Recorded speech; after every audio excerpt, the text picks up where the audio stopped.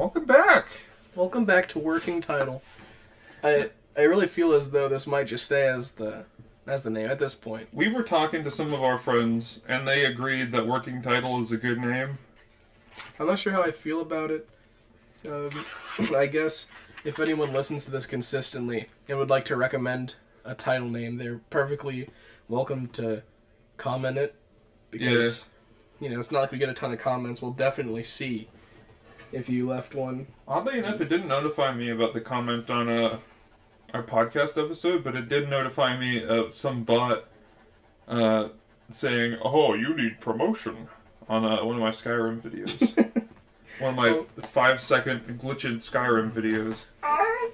Lucy, I don't know if that picked up, but our dog's having a fit. I don't know what she's doing. She's quite stupid. But, so before we get into anything, I should say I am a little bit under the weather.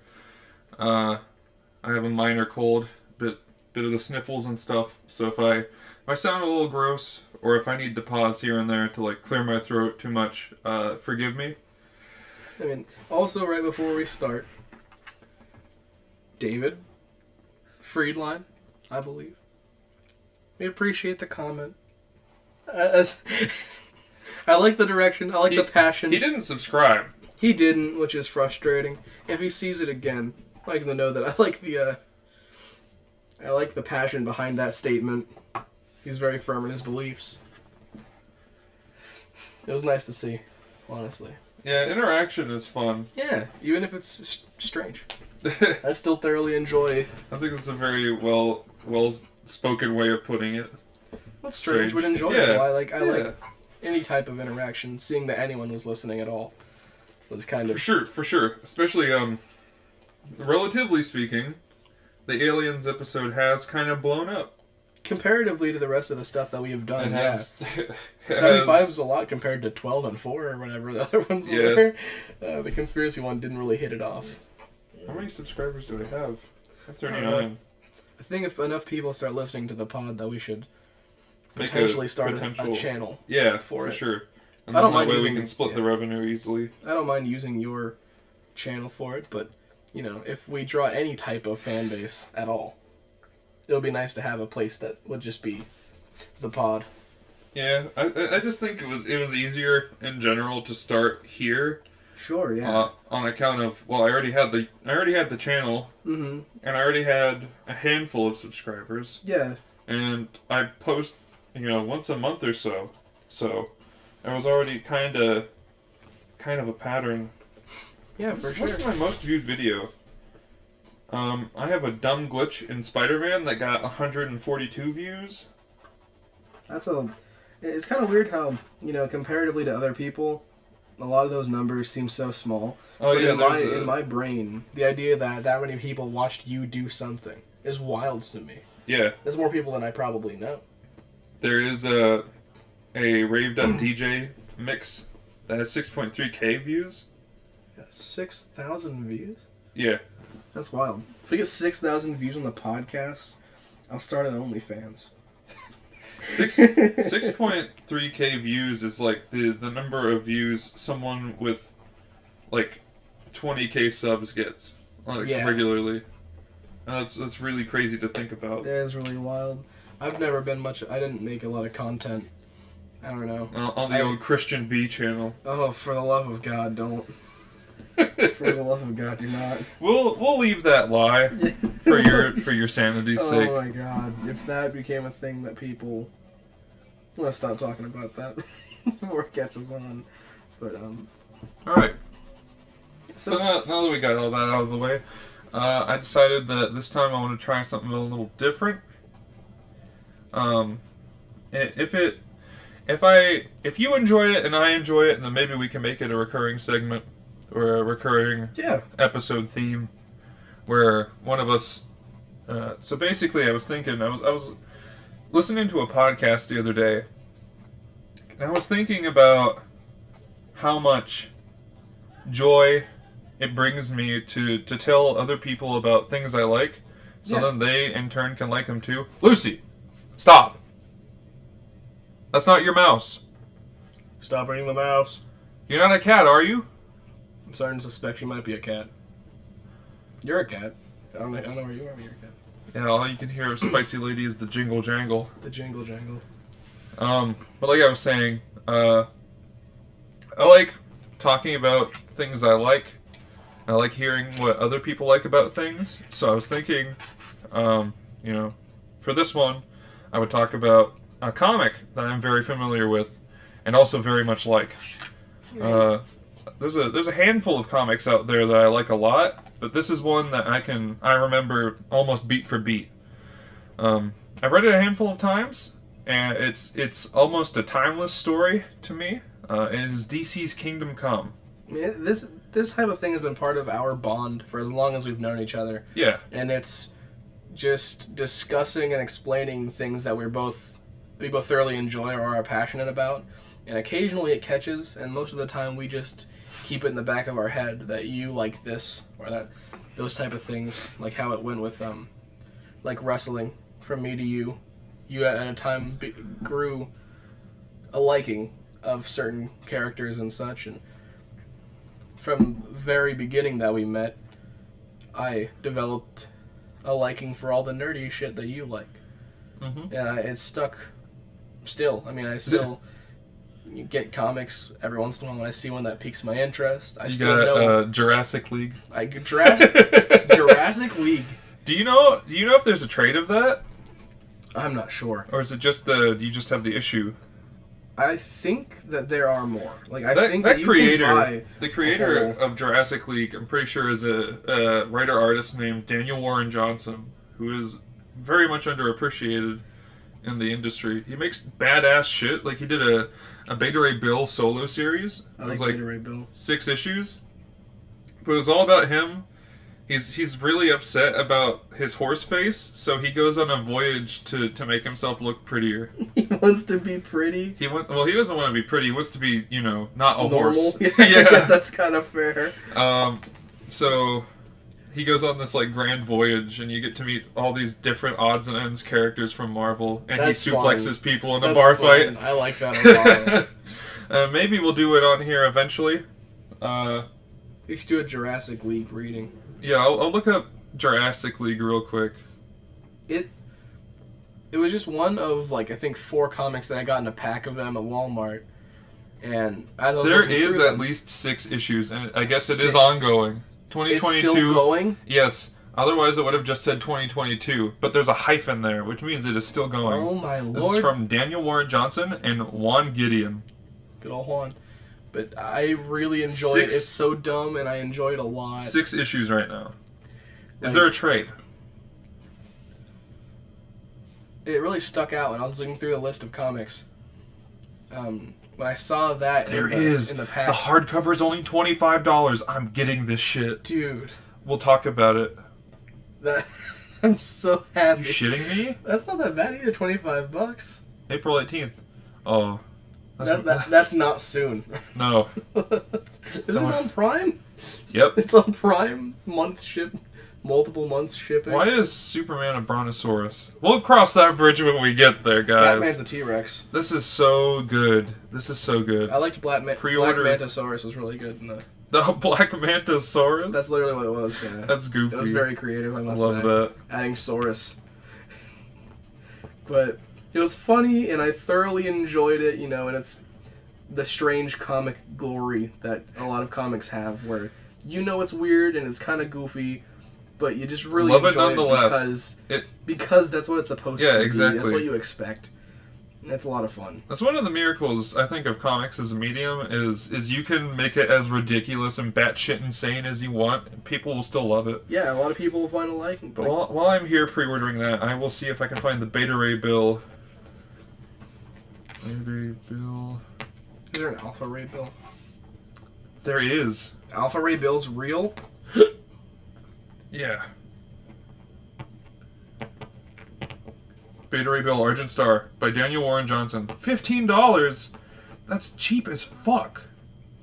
I think we should have Trey on a podcast sometime. For sure. I think it'd be really fun to have some deep talks with him. No hair ties in there, Spicy. Alright. So we are getting... Stop! This is gonna be an entire episode of you scolding our pets. That's because they're being stupid. So anyways, now that we got those titles pre-ordered and out of the way, we talk about Kingdom Come. So Kingdom Come is a story by Mark Waid and Alex Ross. Mark Waid is a pretty seasoned author of DC Comics. He started, I think, Marvel too, to an extent. All right. But he started in the 90s, and I think one of his first big things was, it was called like Justice League or DC Underworld. It was called like the Justice League or something? One of those things. Wow. But he started out like really cynical, and then as he started to dig through the characters and world, he was like, hold on, this is actually kind of cool. Yeah. And so that led to him making this, which is it's a really good DC story for people who don't know anything about the comics. Okay. So like I could probably tell my girlfriend about this, and then she would still be able to appreciate it as a story, even though she doesn't really know like who fucking Green Lantern is. Sure, yeah. But I'm pretty sure that the crux of this idea came from, there was a comics writer named Alan Moore. He was a salty old cod. He wrote Watchmen.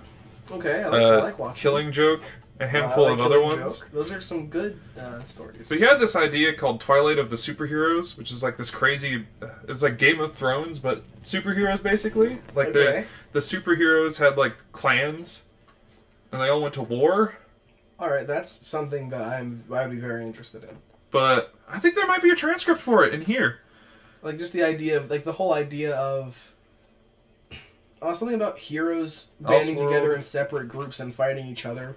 I used to always be so interested in, because you're starting seeing bad guy versus good guy. Yeah. And seeing this gray line of like, they're all good guys, but they're not on the same page. So I think there might be... It entertains me very much. Because I got the like oversized deluxe edition. I got it for like really cheap on Amazon, but this one was also like $15. Should have been a lot more expensive. Why is it cheap? Look at this. Why is it $15? It's cheaper than Jurassic League. Is it better than Jurassic League, do you think? I don't know. I haven't read enough of Jurassic League. I'd wager that it is more than likely better than Jurassic League. But definitively, like outside of just like enjoying it because it's batshit insane. I'm saying in terms of story, I'm assuming this is a crazy good story. Good. I hope so. But another element that I guess led to this being made was Marvel came out with a story called Marvels in I think '94. Okay. And it was about this reporter, and in real time how he sees the dawning of like the golden age of superheroes going into like so he goes it starts off with like, Spicy, stop, what are you doing, she's trying to stab me in the butt. But it starts off with this reporter witnessing like Captain America in the 40s, and then it goes on to like the Fantastic Four in the 60s and Spider-Man and stuff. But it's just from this reporter's perspective, the changing times of the dawn of Marvel superheroes. That's a really cool idea. And it was like an award-winning piece whenever it came out. So I guess DC was probably like, well, shit. Yeah. Oh, it also had the same artist, Alex Ross, who's a beautiful painter. This is the cover to Kingdom Come. Let me get a little peek, a little sneak. Look, he's got an incredible photorealistic style. He also did the... God damn. Yeah, that's Power Girl. Oh my goodness. He has a very nice style. I really enjoy it. It looks really good. Yeah, it's very photorealistic. He actually uses real models in costumes to like cool. Have reference. And he's done a bunch of comics. Like I'm pretty sure for almost the entire Immortal Hulk run, he does the covers, and they all look great. Fun. Immortal Hulk is great. We might do that one on another one too, because let me tell you, I just love the Hulk is my favorite superhero. The Immortal Hulk is like all the best parts of the Hulk with a bunch of new shit added. Yeah. And it's really good to see. But about Kingdom Come, I think we've gotten most of the pretext out of the way. So let me see what year this came out. More than 150 pages of sketches, annotations, and other behind-the-scenes features. Might go through some of those. Ooh. The retail is $20 for this. So yeah, I got it a little bit less. A nice little deal on it. Yeah. Let me see when this came out real quick. I have a lot of fun being told about comics that I don't have the time to read myself. I mean, I keep my schedule pretty full, and I like learning about these stories and understanding them, but I very rarely find myself with all the time to actually read through. It came out in 96. It was a 4-issue limited series. That's before I did. Oh, before me too. Yeah. So let's get into this. So it starts off with, actually, we'll let you take a gander at some of this art here. Dude. It's really good. That is really good. Oh. How many pages is this? The detail is so fun. 392. That's a lot of pages. Yep. Are you just going to read through the whole comic? No, I'm not going to read it. I'm not going to read it panel by panel. The whole comic panel by panel. This is a foreword. Elliot S. Magan. I don't know who that is. I don't. But here's our protagonist. An old man? Yeah, he's a priest. We'll get into that. Yeah, I don't like those either. Chapter 1. Strange Visitor. Yeah, this is kind of wild. So these are all of the, as you'll see, these are all the New Age superheroes. Yeah. So a big theme in Kingdom Come is the changing of eras. All so right. this takes place in what would be like a future version of the DC universe, where most of the characters the Flash, Superman, Batman, they're all kind of old, and they're viewed as like remnants of a bygone era. And so a new age of like violent anti-hero superheroes have taken to the streets, and they are all just morally gray and assholes. I really like that. They're just like pieces of shit, and they fight each other all the time. Yes. So it starts here, and we just get this dialogue, and this crazy image of an eagle with a spear facing off against like a shadowy bat. And that is really cool. It says there were voices and thunderings and lightnings and an earthquake. And look at that shit, bro. There's a lot going on there. And there followed hail and fire mingled with blood. And there fell a great star from heaven, burning as if it were a lamp. And I beheld and heard an angel saying with a loud voice, "Woe, woe, woe to the inhabitants of the earth." Whoa. Whoa! Hold up there. So, it opens up with this preacher, and he's visiting his old friend who is dying in the hospital. L. And he is a character, a Golden Age superhero called the Sandman. And he had the ability to, I think he had the ability to see the future? The Sandman. But basically, we're told that the intro there was his ramblings to the preacher. Okay, so he's telling the preacher about these things happening. Yes. These things are yet to happen and they will happen? Is it like a foreshadowing? I see divine things. I see things, Norman. Divine prophecies. And the priest tries to dismiss him, but he insists that these visions are real and that they will come to pass. And we get a quick delusion as he's like flipping out. We get to see he views the nurses as like Nazi gas masked, like DIA portrait like beings. It's a little spooky, man. And so he starts to read some scripture to try and help calm the old man's mind. Calm the old man. Yeah. And we look out on the city, and we see just like figures, silhouettes flying by around in the sky. Okay. A bunch of streetlights and gargoyles. Really cool gothic imagery. The attention to detail in all of this, all the imagery in this is really fun. It's fun to look through all of it, and you keep seeing different things. So, Then it jump cuts to the old man who's in the hospital being dead. This is his being dead. This is his wake. He's reading scripture to, the two people that are there. And as he heads out, says, "My service was brief, his mourners few. My wife and I met Wesley in his twilight."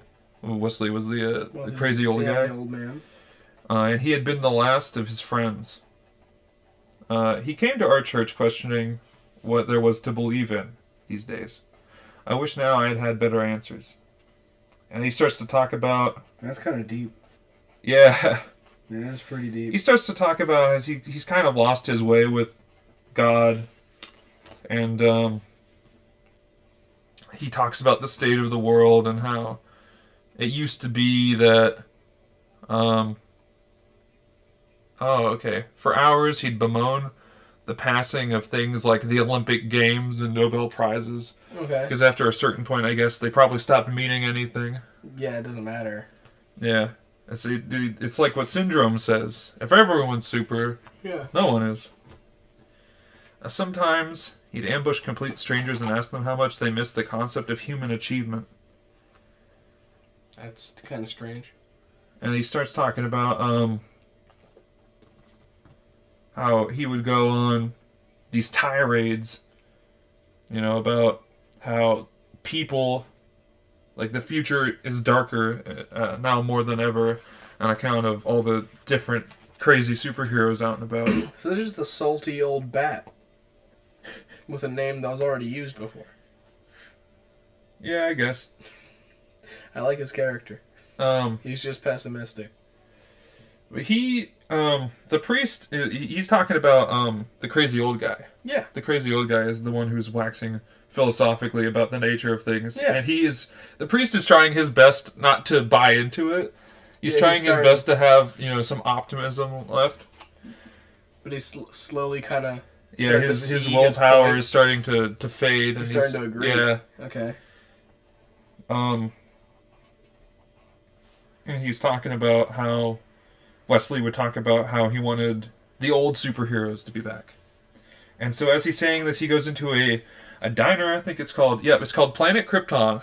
Planet Krypton? And all the staffers there are dressed as different superheroes, as you can see. Well, that's fun. She is no Wonder Woman. No. And, let's see. We have someone asking for an American Way on White. I want to speak to the manager. Tell Booster Gold that B's here to see him. B. Tell him B's here. Look, and you got the old Adam West Batman costume on display. Well, that's cool. They got him. So I don't know. You think Adam West is trapped in that box? Help me! Okay. You have to get me out. That was really good. He's trapped in the glass box, and everyone just looks at him and laughs. There are holes in there so you can poke him with bamboo sticks. Oh my god! He goes outside. You see the Flash whiz by. Ooh. And he's just like all these billboards and shit. That's actually a reference to an old Superman's pal Jimmy Olsen comic book cover. Okay. Where Jimmy Olsen becomes like a towering kaiju-esque monster, and his eyes look like that. Huh. That's really weird. I have no knowledge of that story. The whole Superman's strange large buddy. So that was like golden age shit. So that was back whenever comics were really weird, let me tell you. Yeah, I assume before they went completely mainstream and media kind of changed that they really just went at it.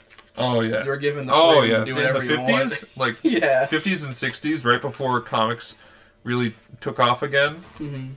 They were some of the strangest shit.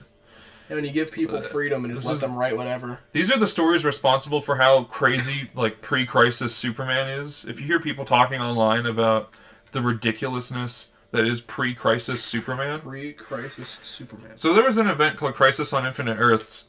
And basically what it did was it let DC reset everything to a more manageable level. Okay. Because by that time, all the different Earths and continuity had gotten out of control. So they had Crisis on Infinite Earths to make like a starting point. Yeah, they relaunched all their titles with first issues and everything. Gave everyone new origins. Well, they didn't really change some of the like keystone ones. They didn't change like Batman's or Superman's. Yeah, they're still the same. It's just a slight update. Okay. I guess. But in doing so, they also nerfed Superman a lot. What's the point of nerfing Superman? I'm not sure. The whole point of Superman is that he is super. It's like giving Batman a bunch of powers and be like, yeah, he lost everything that people liked about him. It's like Superman was cool because he could do anything, and he was, for justice and peace and love, and he'd just, do everything he could in his power to make things right. And then you're like, what if he's not that good? He's still crazy strong, but he's not nearly as strong as he used to be, where he could move planets and shit. It's like if Spider-Man could just fly all the time, and everyone's like, well, the fun of it was that I was relatable to teenagers. It's like how they took Spider-Man and they made him Tony Stark. Yeah, it's just it. It's the dumbest shit ever. How would you do that? Let's take Everyman. Struggling college student Spider-Man. Yeah, the most relatable of them. Let's make him a fucking billionaire. No one liked that. It was awful. That was bad. The suit was cool. Everything else was butt. That is true. The suit was really cool. I liked it. Anyways, the priest, he leaves the diner. Flash whizzes by, and he says, the Sandman had gone to his grave without one grain of faith in the future. And the saddest part was, he was far from alone. With each passing day, hope for tomorrow has become more and more a precious commodity among everyday folk. Still, I tried to keep the faith, and hew to the scriptures. This is a depressing timeline right now. Well, it is depressing, but it gets better.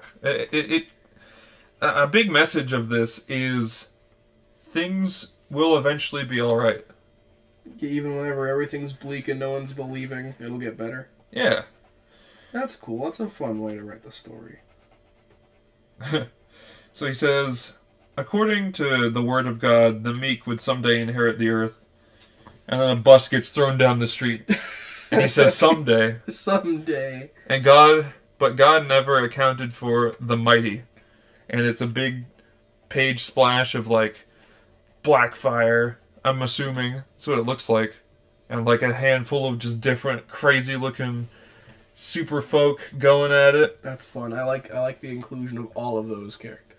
And then you got a xenomorph looking bitch back here. Yo, she's kind of wild, dude. None of them are all that bad. It's kind of sad. Well, this one's basically naked, but that's okay. I like it. That's fine. Dude. The attention on some of the art is so fun. He is strange. Yep. The dude with... His name is 666. Wow. Great. Isn't that cool? Yeah. I like the 6. Where's the third 6? There's one around both nipples. And then there's one on his face. Oh, that's all... Okay. Alright. I like that. That's pretty great. But he talks about, the world Wesley left... Oh, dude. The world Wesley left is... Actually, that might be Star Sapphire. This would be, Green Lantern's daughter. I like it. The world Wesley left is filled not with his heroes, but with their children and grandchildren.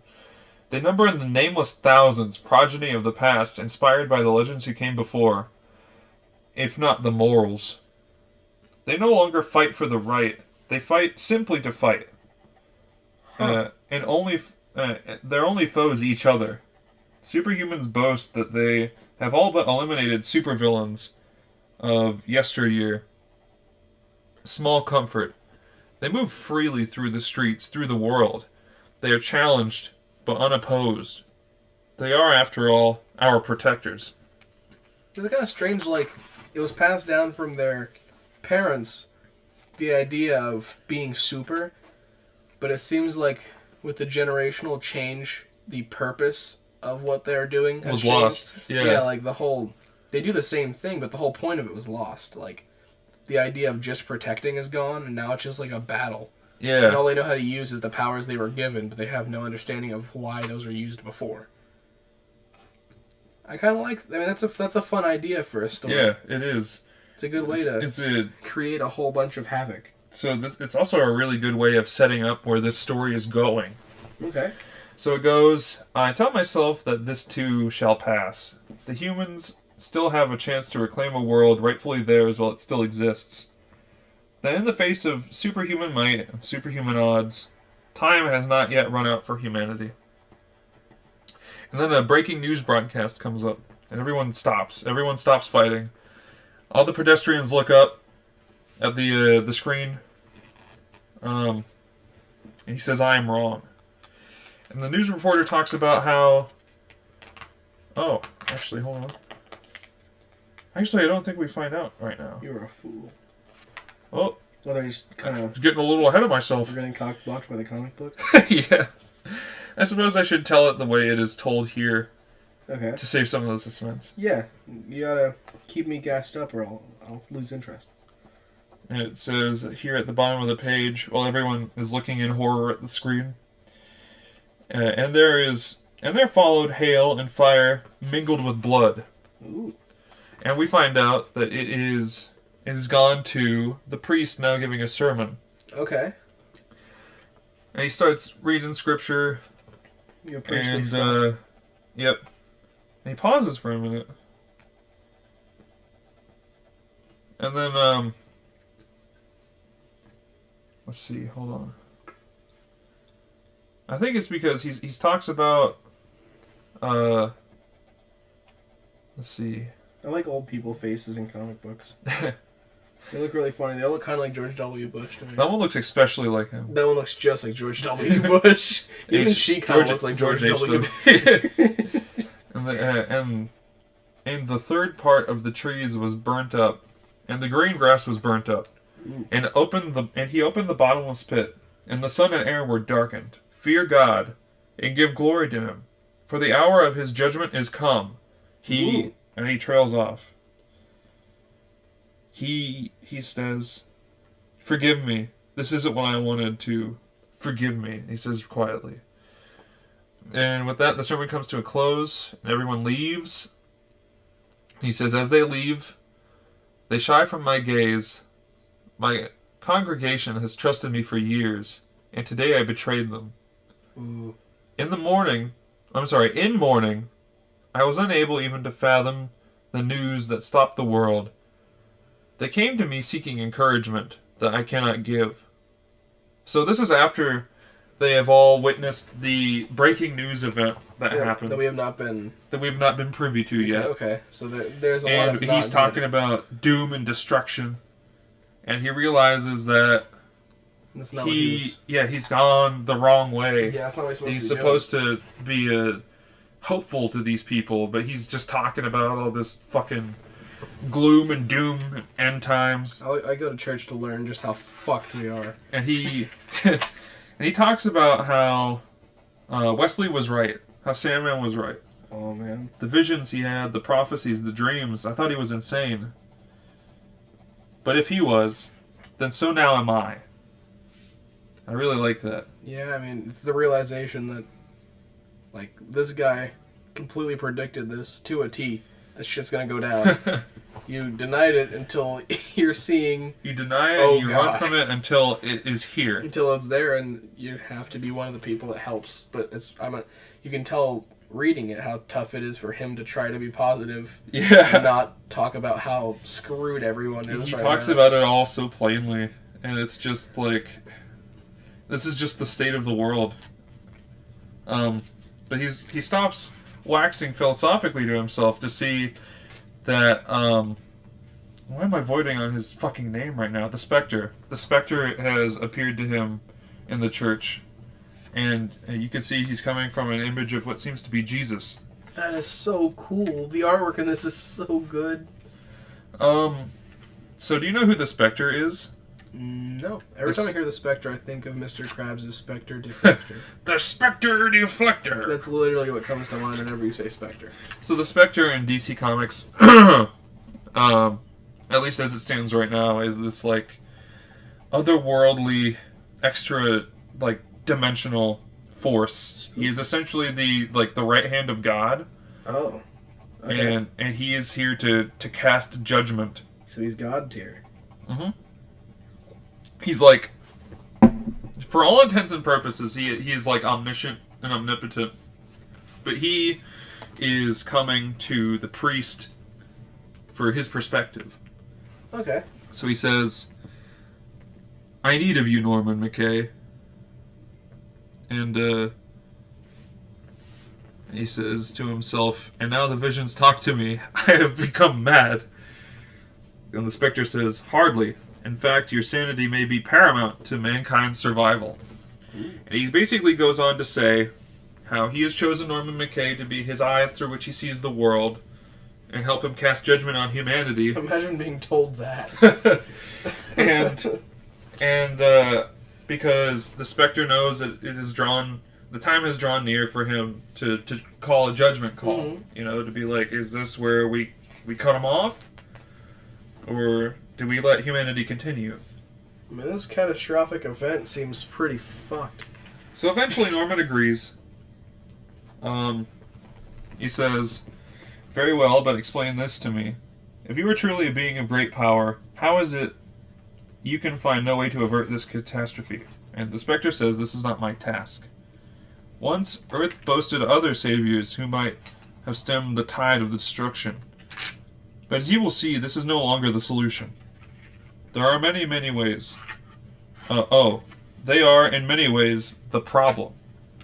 Okay, so these heroes that are supposed to be protecting everything are causing more of a problem than they're saving? And they are sent to the plains. You're just kind of out in the... Where savannah. are we? He asks. What do you see? The Spectre says. Grass. He says, I see a Midwestern farmland, but that's not possible. Did I actually skip this? I feel like I might have. I think you actually skipped this. Like when you actually read it? No, that's... I guess we don't find out until later. Huh. I could have sworn they showed you right then and there what happened. But I guess we're about to see probably in a little bit anyways. Yeah, I'd like to know what the fuck is going on and why everyone's so upset. There is no need to lower your voice. Cannot be seen or heard. Not even by him. Him? Yes. And we see a very fit older man working on a barn. He's got his overalls on. He just jumps down. And Norman says, the farmer looks familiar. And the Spectre says he should, though he's not of this world. He came to Earth. Oh, it's the Superman, is it not? It is. He's in his little farm. Yep. I like that. And he says, the Spectre says, you know him by name. He's not used in 10 years. Ooh. So, okay, so that's a little time frame. Yep. Superman ages. Yeah, Superman ages, but not nearly as bad as you'll see, like, every other person who should be about his age. Like, I guess he is pretty old. Bruce Wayne he relies on, like, this mechanical apparatus. Like, you know how you see people used to have, like, those stints on their legs to help them walk? Yeah. He has, like, a mechanized version of that, and it's over his entire body. Oh, so he's just being controlled. Well, he's controlling himself. But as you can imagine, a lifetime of Batmaning is probably incredibly stressful on the body. He probably has arthritis out the ass. It wouldn't surprise me. No. Punching does that to you.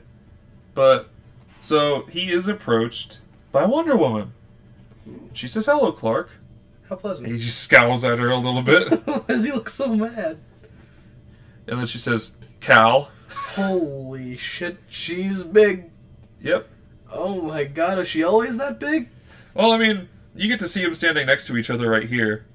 She's still shorter than him. Oh but, my god. Yeah. Do something about that perspective. She looks like a giant.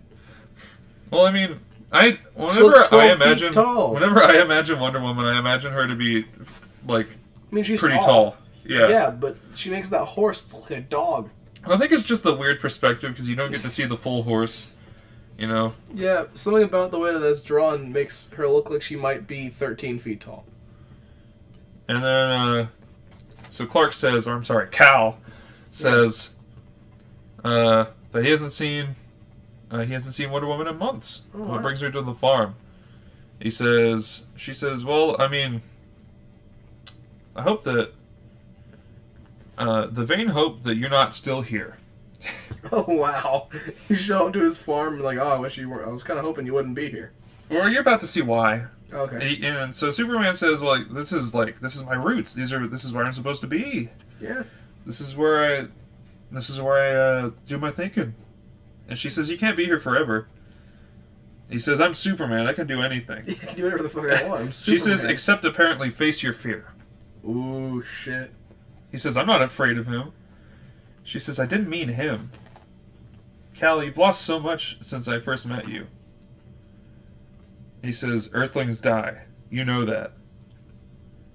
I guess that would be upsetting to come to terms with when you live amongst them and realize, like, we're not the same. And You're slowly watching them all die. Diana does not age. Clark barely ages. But he's, he's close. Mm-hmm. Or at least protective over a lot of just plain human people that are going to die way before he Superman does. Probably looks like he's about 50 here. Meanwhile, I would say Bruce is probably 80, 90 range. Yeah. But he still looks pretty good for his age. You also get to see Batman, I mean. You also get to see Green Arrow and Black Canary and stuff. What is that, pretty cool. 90? Are they in a nursing home? No, they all have their faculties and stuff, but they're just old. There's something sad but equally funny. I think if there's like a scene it's a nursing home and they're all in costume, that would be depressing.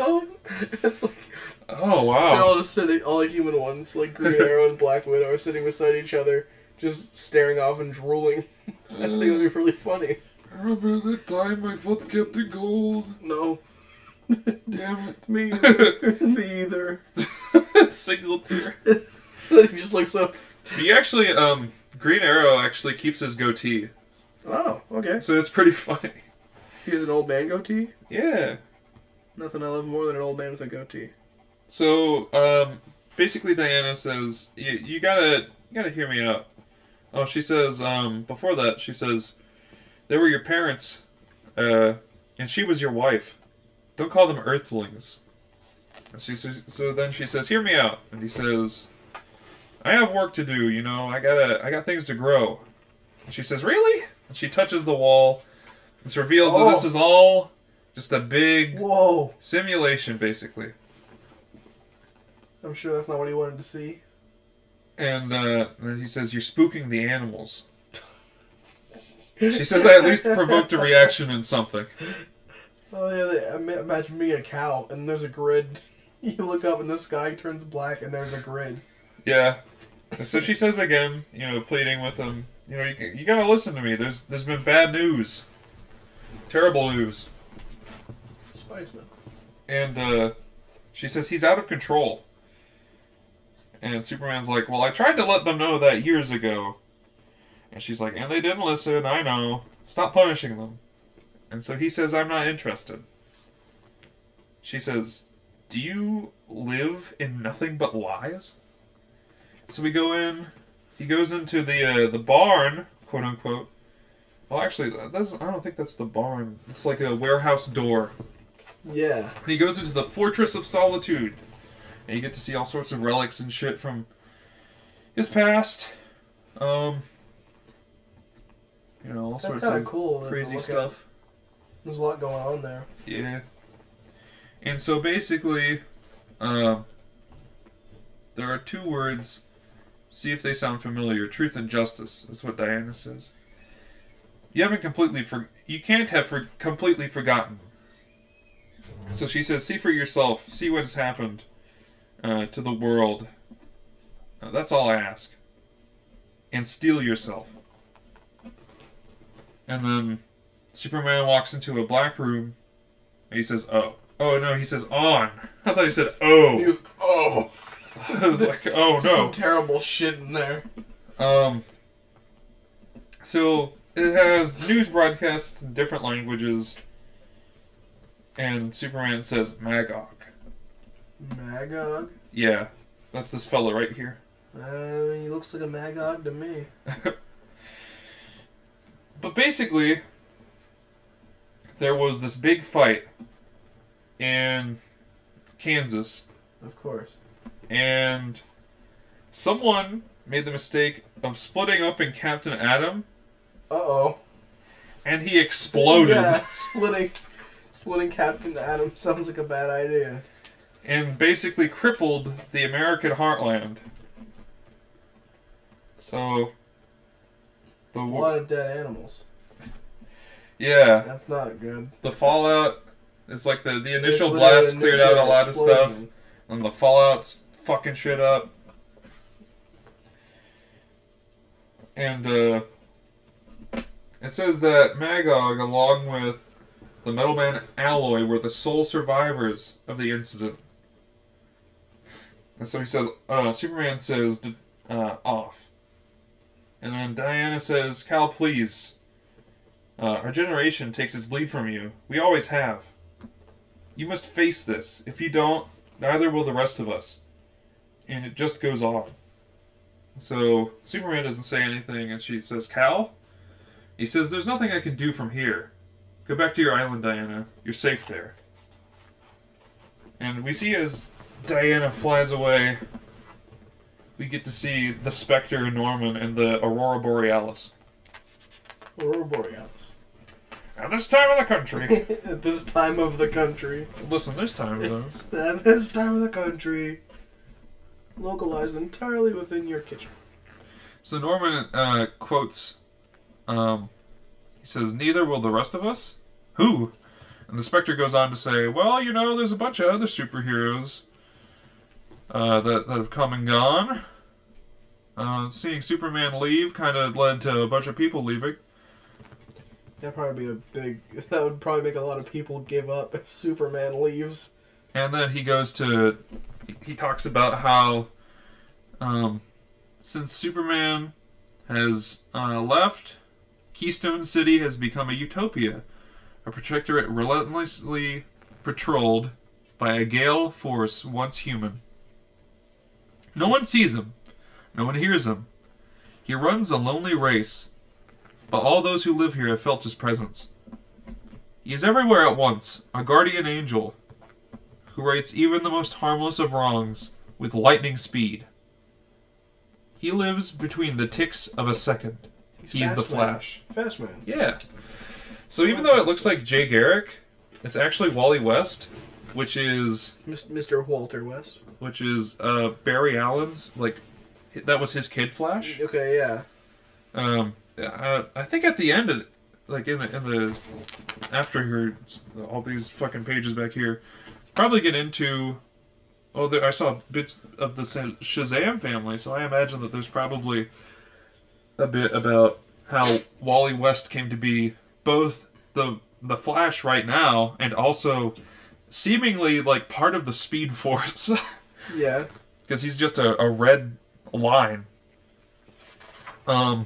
He talks about how another of yesterday's Guardians has since claimed the Pacific Northwest as his eyrie. Some call him a savior, others an environmental terrorist. Ooh. And it's Hawkman. And he's a very Native American inspired idea, and he is also an actual Hawkman. Oh, okay. And you get to see on the cover he has talons. That's and strange. Bird legs. Oh. And he talks about yet another takes his refuge high above the Earth's surface, in a self-made emerald city, okay, twinkling in the night sky like a verdant star. There, Green Lantern commands his lonely throne, ever vigilant, ever waiting for signs of threats, extraterrestrial. He waits still. And you get to see... I'm pretty sure this is Alan Scott. And he's clad in, medieval armor. So old. And he's sitting there in his golden throne, or his green throne, just waiting for shit to go down. So this is a little slice of Atlantis. I like Atlantis. Yeah. I love these drawings. They're all very nice. I don't think we actually get to see Aquaman at all in this movie. You want to see Aquaman? In this story. Why not? Well, I mean, I like Aquaman. We'll see him. Who else is gonna if he's talk there. to a fish? The gods of yesteryear no longer walk among the humans. Instead, cued by Superman's surrender, they journey apart, divorced from the common men whom they once served. So, basically, all the superheroes of the past have gone into hiding. And Norman's like, yeah, but what about, like, Batman? Because Batman wasn't, like, basically any other hero. So Batman has basically turned Gotham into a police state, patrolled by these towering, like, Batbots. Oh, those are cool as shit. It looks like the fucking Batmobile was a Transformer. Yeah. That's a cool story. They should write that. Yeah, that would be cool. Batman with a transforming car. And it's also his buddy. Says, hey, pal, Batman. And Batman goes, oh. Hello, big metal Robin. Who needs Robin when it can be your car? Yeah, I mean, when's the last time you saw Dick turn into a car, huh? Yeah, it's not often. Not often. Not very many times. I don't think I've seen that very many times. So Batman is like the only one who's still active in any sense. It's weird because he's like the one that doesn't have powers and he's just old. Yeah, he's not in person. He has basically just set up this system. He is very smart. I guess that does make sense. It is also pretty fucking scary. Because we don't get to see what this group of people has done. Uh-huh. They're just running in the streets from these gigantic, like, 30-foot tall bat robots. That is upsetting. And you get to see, like, this... It's like an empty street. And all you get to see are these Batbots coming in on these guys. How often do you think it was like a mistake? Like they didn't do anything? They're like out beyond curfew. Yeah, it's like they're out past curfew or like they littered. And stop! They get beaten death by these giant bat robots. One of them malfunctions and eats somebody. Oh my god. Dude, what is this, Five Nights at Freddy's? Dude, is this Freddy Five Nights? I think that they should make a DC Freddy Five Night collab. The only person who would be remotely affected by the animatronics would be Batman. He could just throw like a shock thing at him. The idea of Batman having to fight off animatronic reminds me of, I believe it was... Is it Willy's Wonderland? Yeah, Willy's Wonderland. That's what it reminds Nicolas me of. fucking Cage. Not that he is Batman, but it'll be very similar. Like, it's just hand-to-hand combat, essentially. Yeah. Fighting that. I think that should be its own series. Of Batman fighting... I want to see him fight Golden Freddy. It's like the boss battle.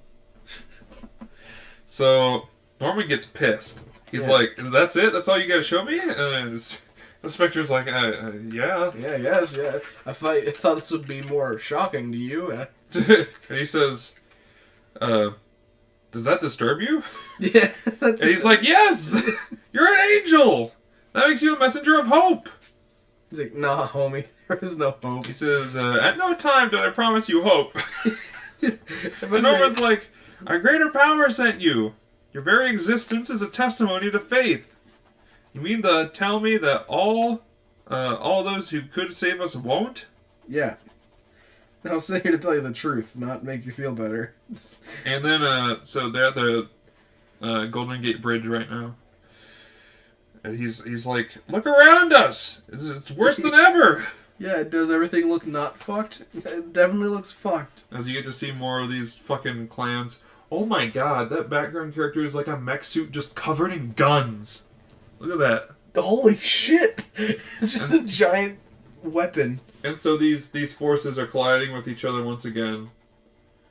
And he says, before Kansas, they at least had some grasp of responsibility. Now they haven't even that. Nothing matters. They're following Magog's reckless lead and they're out of control. Right now... No, he says, Wonder Woman was right. The madness will go on. And on. As this train car, or as this rail car begins to fall, presumably into the bridge, or into the bay. That's unfortunate. And everyone's just like watching, like, oh, holy shit. Yeah, I thought it was supposed to happen. And then Norman says, we need hope. And wouldn't you know it, a red gale washes past everybody. And he says, and suddenly there was a wind. No, not a wind, a blur of motion, bending the steel of their weapons. and changing the very course of the mighty river below. Even the bystanders freed themselves from the cable car. They knew. We all did. We knew and remembered. And the woman says, "Look!" And the other one says, "Up in the sky!" It's a bird. It's a plane! It's motherfucking Superman! It's actually Superman. Yep. Okay, there you go. Damn. And he's holding a handful of these thugs. There's just ass. I'm assuming...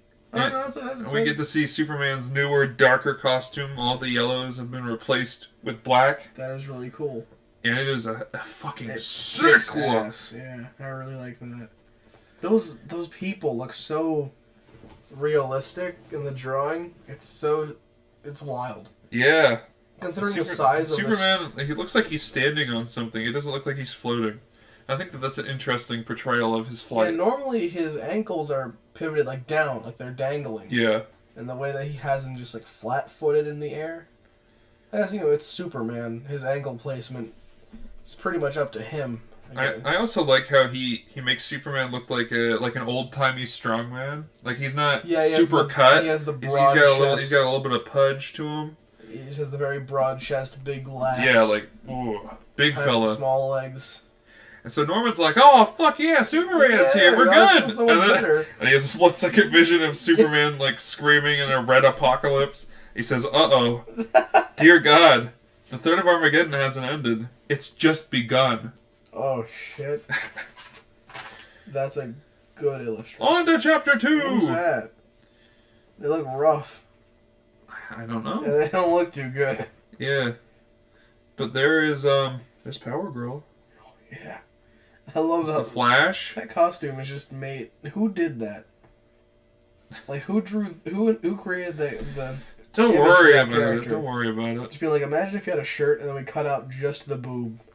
And you're like, here you go. Ye old boob window. It's strange. I don't know any other characters that do that. Power Girl is like the evolution of Supergirl. Like Supergirl, she gets as she gets older. That's the identity that she dons. All right. I think originally it's because that's where the Superman symbol was, and she wanted to like abandon it in favor of something else. She could have just like put a patch over it. Don't worry about it. This is comics. We have to have boobies somewhere. Yeah, I guess that's the only reason I read a comic. That's not true. So yeah, this is the. Sure, they could be dinosaurs. I'd be equally entertained. This is the sort of preview of all the Golden Age fellas. Is that Peacemaker? That looks to be. No, I don't think so. I think that might be the new god Orion. No, because he does a different thing. Yeah. Don't worry about it. All right. He says, "And I saw the 7 angels which stood before God. And another angel came and stood at the altar, having a golden censer. And the angel took the censer and filled it with the fire of the altar. And the 7 angels prepared themselves to sound." And then it zooms out, and it's like, oh, he was having another vision. Ooh. It zooms real close on in his eye. And he says, "Angels, no, I'm with the angel, aren't I?" He says, "Where have you taken me? I have no longer any sense of time or place." And basically, the Spectre's like, "Well, I mean, I guess I just took you out into, like, a middle dimension now." He says, "Are you disoriented?" And Norman says, "Enormously. I wasn't really asleep, and yet I was dreaming again." The Spectre's like, "Were you?" For real? And we're treated to the Statue of Liberty, which has several cracks and holes in it, and there's a graffiti that says Lobo was here. Lobo was. It's W-U-Z too. That's a big Lobo move. I love Lobo so much. And there's this fella who looks kind of like Homelander from The Boys. He does, that's what I thought. But he's covered in guns, and he says, "This is my country." And he's basically, it's for years... the Americommando, that's his name. And his Minutemen. So he's basically just like... He's crazy, and he's talking about, like, Captain we're gonna take our country back. I feel the same way. It's about time we take our country back. Today the American Mando declares war on the wretched refuse. And at the command of the Brain Trust, my Minutemen will cleanse America's shores. Uh-oh. You get to see a bunch of, like, The cleansing's a never good start. No. You get to see, like, there's, like, an Arabian man. Or some sort of Middle Eastern guy. And he's just getting cornered by one of these Minutemen. No! Bunch of people getting thrown into the New York Bay. That's really shitty. Yeah. He says, we will defend this nation against... And then one of his Minutemen gets taken out. And then, this red fella says, defend yourself, American Mando. This land is ours to guard. And then a white woman, a woman clad in white, says, America, love it. And then a blue person says, or leave it. By God, the bystanders. That's what Norman says. These aren't heroes, they're madmen. Because these two factions are now just duking it out while all these people are there. It's gang violence. And he says, someone should do something. And what do you know? Dun, dun, dun, dun. Stupid man. Here comes the Hawk Boy. The Reformed Justice League. How did the Flash get up here? Fuck if I know. Fast Man. Someone probably flew him. Birdman. Who the fuck is that? Girl. Who's this spiky guy? I don't know. Spikeman, Big Woman, Green Guy, Fastman, Boob Girl, Hawkeye. Not to be confused with Hawkeye. Yeah. Superman. So Superman, Wonder Woman, some fractally fellow, Hawkman, Power Girl, the Flash, and Green Lantern descend upon the scene, and they also start over the destroying thunder of panic, I hear unfamiliar names: Hawkman, Robin, the Ray. Oh, it was the Ray who was flying. Oh. The Ray was along with them? Yeah, the Ray was the fellow who was the spiky guy, the fractal guy. They sweep their foes aside like 10 pins, while Wonder Woman protects the innocents. With a final red flare, the fight is over. And so then Superman puts back together the Statue of Liberty, and everyone's like, woo, yeah! Thanks, Is this America. really them? We haven't seen you in years! Where have you been, assholes? And then they all take off like, see ya! And they fly to the Hall of Justice! Which has, I guess, since been converted into the UN building. My fucking hair tie just exploded. I hate to see that. Well, we hate to see it. There it goes. There goes my sanity. Oh, okay. Let me take a little sippy sip. A little sippy sip. Oh. This might be a longer episode. It might be. We're about a third of the way through. Worst case scenario, we just come back to it in the next episode before we get into the next topic.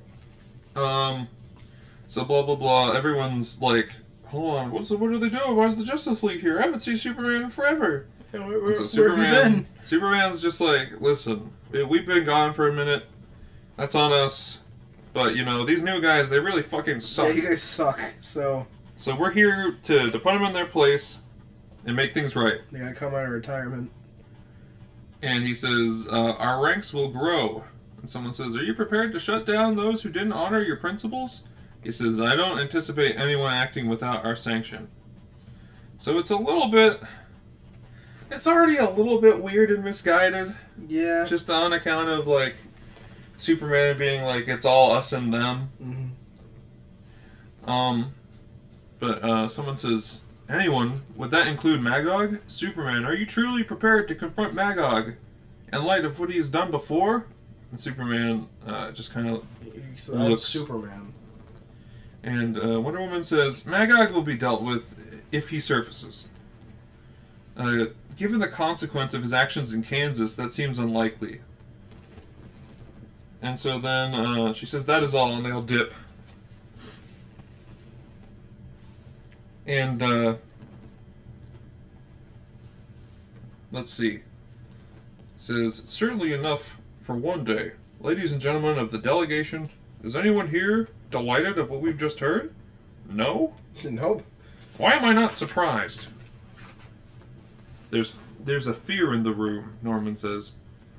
And the Spectre says, no, a validation of fear. because basically it's just like they realize that, basically, in coming back, they have all but ignited a sort of civil war almost between the new heroes and the old ones. The new and the old heroes. So Superman flies to the ruins of a mansion, and he moves a great clock, and he says, Bruce, I know you're down here. He doesn't walk down the stairs, he glides down them. Of course, yeah. Can't waste his time to Says, you can't hide from me. And Bruce says, I bow to your superior wisdom. See? Oh, there he is, the old fuck. He says, after all, you know all about hiding, don't you, Clark? And Superman's like, don't call me Clark. Don't do that. What happened to your house? And Bruce is like, Bane and Two-Face happened to it. That doesn't matter. Trying to keep up. Everything I need is down here. Besides, if anyone intrudes on me, and that hardly ever happens. Let's see. Besides, it's not as if anyone intrudes on me. That hardly ever happens, Clark. So Superman says, that's right. Someone told me your knights became free once genocide, with a Y, I'm assuming this is a character, blew up Arkham Asylum and everyone in it. He says, not to mention Belle Reve Prison and Blackgate. Not an action I'd condone. But tell me the thought of it doesn't give your invulnerable skin a little tingle. And Superman says, I don't have that dark a side. Yeah, that is pretty dark. And Batman says, tell that to your tailor. Black is a new look for you. And so, basically Superman's just like, listen, Bruce, the League needs you. And Bruce is like, I'm busy. And he's talking to his bat bots, telling them where to go. I have bingo tonight. I can't. I got bingo night. I got this. Bingo night with the big robots. Banana pudding tonight. Like, he's a little old for this shit. Oh, give me 1 second. I just gotta. Number 1, 2, 3, 4, yeah. So far, I mean, it's a pretty interesting comic. The story is entertaining, for sure. There we go. Spice one. What are you doing? She's looking at your sloths. Looking at the sloths. It's blue. So Superman's like, too busy to save the world? And Bruce says, the crisis at hand isn't new, Clark. Where have you been? He says, oh, I'm sorry. Perhaps I should ask Magog. And then he's basically talking about how, listen, he's like, in your absence, ever since you went into hiding, the world's only gotten more and more fucked up. Yeah, it's just gotten worse. And he's just like, right now, metahumans have the key to Earth's kingdom. Wrestling control is a delicate matter. It requires finesse and meticulous yet careful planning against those enemies more hidden. But it can be done. Without, I might add, Superman and the Justice League booming into town. Punching now, asking questions later. Superman says, Dick doesn't see it that way. So Bruce says, you got him to reclaim the Robin mantle. Is that supposed to sway me? Try harder. He and I never did see completely eye to eye. I have my own controls in this place, thank you. They may be slower and more methodical than yours, but they get results. You used to brag about how Metropolis was a utopia next to Gotham. Now who has the utopia? And so Superman's like, yeah, there's some paradise going on. Yeah, they're having a dick measuring contest in the apocalypse. It seems there are more important things that going on. And Superman's just like, some paradise. Gotham's like, you got bat bots on every street corner. Yeah, giant robots attacking people. This is pretty great. Yeah. And he says, I'm sure. He says, you're willing to turn ordinary citizens into a superstitious, cowardly lot. And he says, they'll fear me more than they'll trust you. I don't trust you. After all, you left. I stayed. Yeah, that's a pretty sick burn. Bruce says, we're not limited to Gotham, Clark. We've built a network that extends from here all the way through Star City. And so Superman's like, we? He says, I have allies. Human allies, a little more in tune than your friends to humanity's needs. We don't want to rule the world, just to straighten it out our way, by ourselves. And so Superman's just like, you won't join me? And basically Bruce is just like, listen, piss off, okay? It's very Batman of him. And then out of the shadows comes Ted Kord. That is the original Blue Beetle. Okay. Dinah Lance, Black Canary, and Oliver Queen, Green Arrow. Yeah. He's still got his signature facial hair. I like it. And they're just like, well, that didn't do very well, did it? That kind of sucked. And so Bruce is just like, listen, guys, the League is gonna fuck so much shit up, and so we have to make a plan. He's probably right. He says, does Batman ever not have a plan? We've got contacts across the world. It's time we drew that web tight. And so the Spectre's like, great minds do not always think alike. And Norman basically talks about the relationship between Batman and Superman and how... It is a strange... How like, they used to be, like, best friends. And the Spectre's like, well, they're also very different. You know? They are.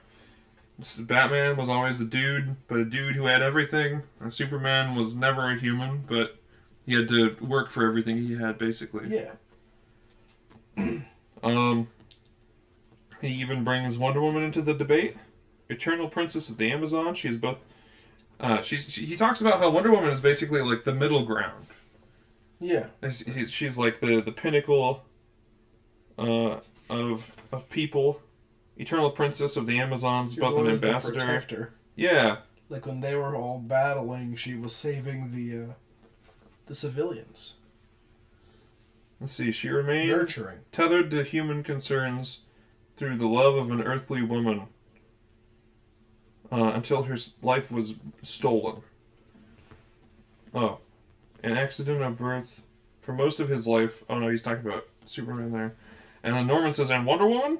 And he talks about how Wonder Woman might be the most dangerous card at play here. So as the hours fold into the days, blah blah blah. This basically he's talking about how the old world superheroes are basically beating the shit out of the new world ones. Yeah. And everyone's like, oh, poggers, Superman's back. So basically the world starts to sort of become a little weary of the fact that all of these people who are now wreaking havoc in their streets are getting fucked up and sealed away. Says, with a cadence almost military, the League marches from shore to shore. Together they act as an unstoppable unit, breaking rank only occasionally.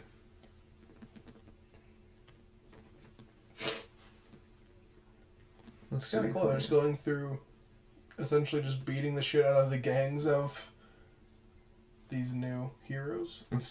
Wonder Woman goes to, like, fucking manhandle this guy. And Superman's like, listen, they're not evil, they're just misguided.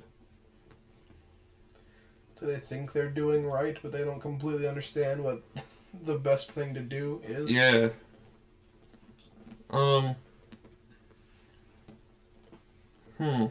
So here, Wonder Woman says, how badly, if they want to act like warriors, we'll show them war. Oh. Superman's like, you're right. They seem to have little regard for human life. Alright. And then, cut to some dude having a bit of a fucking freak out here. I said 2 sugars! And he's choking his fucking secretary. Jesus Christ. And this guy says, you ham! You ham. And Norman says, he says he feels nauseated and not for the first time. He says, seeing from how he talks about how like every moment of unparalleled triumph is met by unparalleled disgust. He says I do my best to stay as impassive as my guide, and yet in this one murderous moment, I swear I fear him bristle. And then Lex Luthor walks into the room. He says, "Good old Luthor. I just had her trained." And then they greet him. He says, "Mr. Savage," as to say, I believe Vandal Savage, Immortal Caveman. Immortal Caveman? Yeah, Vandal Savage was a caveman. He was a Neanderthal who was exposed to like a strange form of radiation that made him unkillable. Huh. So what's he doing in this like penthouse? He's just survived. Right. As you do whenever you're immortal. Yeah, I guess, but I mean also this is a strange place for a caveman to be. Well, he's not dressed as a caveman. He's in a business suit, It would be better if he was dressed as a caveman. That would be a lot of fun. In a penthouse. So Lex Luthor is just like this. I've gathered you all here today, this group of assholes, to we're called the Mankind Liberation Front. I thought they called them Mennonites. No, we're called the Mennonites. You know, blah blah blah blah. Yeah. Heir to Ra's al Ghul's empire, Lord Naga. Who is Cobra? Someone says Selena Kyle. So that's Catwoman. Okay. And her companion, the Riddler. Ooh. I like a little riddle. You should be reminded that he is here solemnly. He is here solely as a grace to Miss Kyle. So the Riddler is only there. Luthor is just like, listen, buddy, don't get too big for your fucking britches. Yeah. I am the green smart man here. You're only here because we want her here. And he says that he needs a status report. Where do we stand with medical attention and disaster relief for the Kansas victims? Delayed, perhaps for weeks. One of the guys says, Luthor says, splendid. He's just an asshole. He just sucks. He's like, yes, good. He says, so he asks one of his other generals, and they say, vindicated another 6 score vigilantes. Given the Arkham and Belle Reve survivors, we re-outfitted and renamed. They are now responsible for 8% of the superhero population. So basically, they're taking criminals and dressing them up as heroes to put out into the world to cause fucking chaos. I like that idea. It's a good idea. And the Riddler says, "Whoa! Pardon me for questioning, but you're impeding public service? You're arming metahumans? Wouldn't that all serve to make the world a worse place to be? Where does the Mankind Liberation part come in? Did I miss something?" And Luthor says, "Listen, Selena, you gotta keep your fucking homeboy in line." I like that a lot. Hey, shut your boy up. And someone else says, "I have a similar concern. May I assume that the MLF works then to raise stakes rather than lower them?" And Luthor says, "In a manner of speaking, no pain, no gain. Our objective is to heighten the tension between humans and metahumans and bring it to a head so that humans have no choice but to reclaim the reins of world power regardless of cost." So he's like an anti-Magneto here. Okay. He's like, listen, we gotta put as much force as we can between humans and superhumans so that humans will snap and be like, alright, we gotta win this back. Mm-hmm.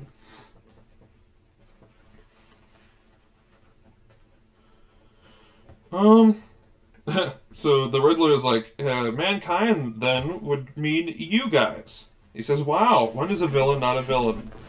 And Luthor says, when he labors for a greater good, Enigma. And then a faceless man in a big red suit comes into the room with shaving things. He starts to shave Luthor. Why is he shaving Luthor? And he talks about how the Justice League coming back has turned our 10-year agenda into a 10-day stratagem. Yeah, that's pretty rough. He says, nevertheless, the gods have stepped down from Olympus, and frankly, I see several ways to turn their arrival to our advantage. And then he's talking about how infallible their plan is, and someone says, not even from Superman? And he says, he will not touch me! He will not! He cannot! In fact, I have the most marvelous anti-Superman plan. He says, isn't that right, boy? And then this square-jawed fellow right here says, absolutely, Mr. Luthor. And then Norman says, who? And the Spectre says, the captain of the lightning and the thunder. Come. We have much time. We have spent too much time wallowing in sin. So that's a little tease as to who that character is. Okay. I'm sure you might be able to figure it out. I feel as though I might know who that would be. He's almost Superman, but not quite. Oh, there's Lobo. The homie. I love him. I love seeing him. And he's still got his shirt that says "Bite Me, fanboy." He's. There are other players who demand our attention. This is the Creeper. Creeper. Oh, and then this is a gathering of the super folk. Who's that guy? Who's the red guy with the cigar? I don't know. He looks like a sausage. But basically, there's this bar here, and all these different supervillains and stuff have shown up. And Superman shows up, and he blows up all the liquor. Oh, great! And he says, "Party's over." Oh, what a bomb! Superman. And someone says, "Oh, I'm shaking. Ain't it past your bedtime, Grandpa? What does the S stand for? Senile? Ha! Whatever you sell tonight." And Adam Sandler says, "Shut up! He fucking sucks." And Superman says, "Thank you. I'm here because the world's in bad shape. Blah blah blah blah blah blah. I want you to join the league, or we're gonna lock you up." And Superman says, "Our job is thankless, but we do what has to be done. And right now, we're humanity's only hope." He says, "Be heroes." And then he leaves, basically leaving them to be like, "All right, do we want to sign up or not?" Holy God, he was here. How did he find me? Oh, sorry. How did he find? And oh, I know who this character must be. This must be the daughter of Big Barda and Mr. Miracle.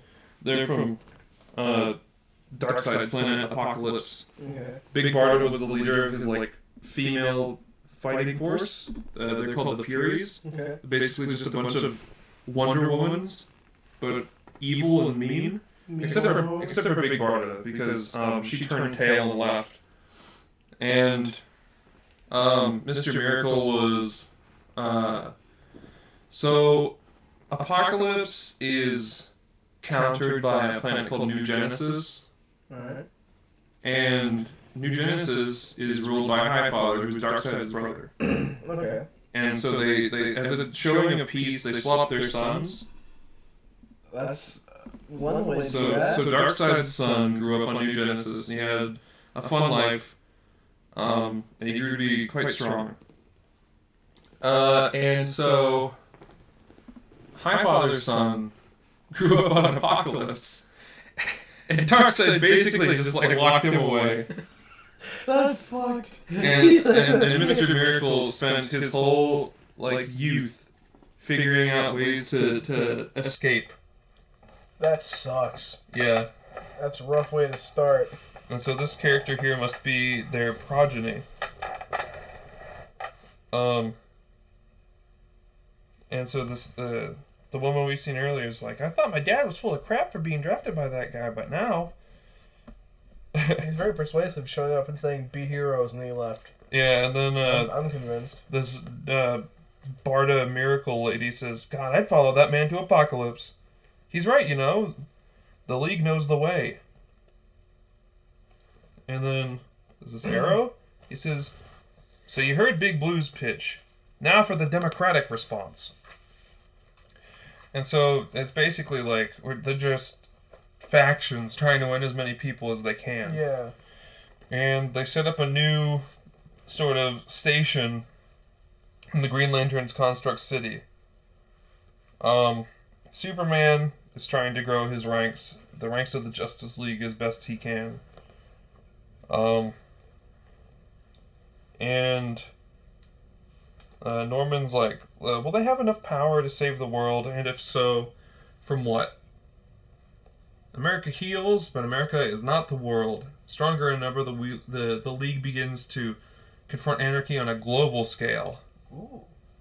Most metahumans fall into line at the mere sight of the man from Krypton. As on their home territory, Superman's army begins to meet with success more infrequently. Many do not. Clearly, each rebellion further frustrates him.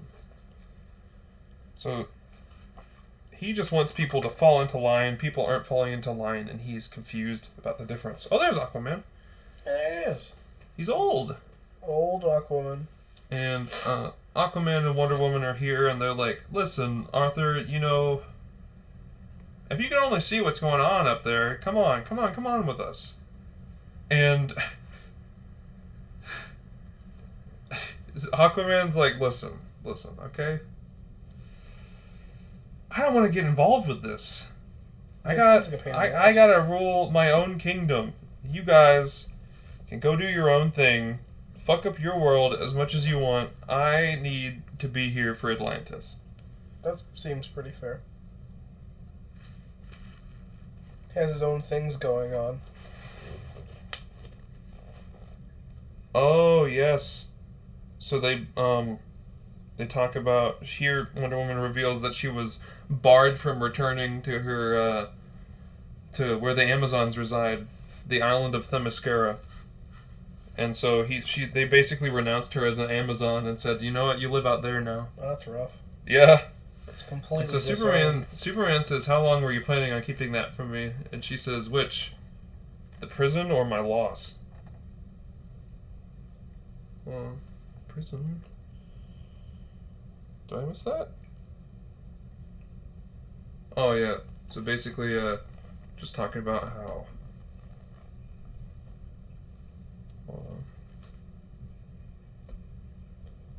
Oh, yeah, how she just, like, greenlit a prison being built.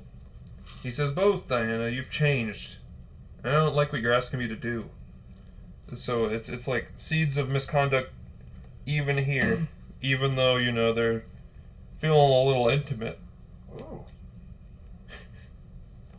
And then they get interrupted, and they're just like, we found Magog. Magog. And I guess he's carrying just like a house. That's what I do. He says, gently, and he sits it down and starts to fall apart, so he just fucking blows it to pieces. And then Superman says, what are you doing back in Kansas? And he says, I saw the footage of your last mission, and believe me, it will be your last. And Magog's like, whoa, you look excited to show up. You know, I didn't leave. And Superman says, you know, I never thought you'd go this far over the top. You know, it seems like it's just Superman showing up somewhere, people make fun of him for leaving, and then he fights them. Or recruits them, I guess, depending on what he's doing. He says, you led 6 unstable powerhouses against 1 pathetic parasite. An overkill gesture that murdered 1 million people. And what are you going to do about it, Magog says. Go ahead, take a swing, punish me. Try to lock me away, if you got the guts. Superman says, I'm not afraid of you, Magog.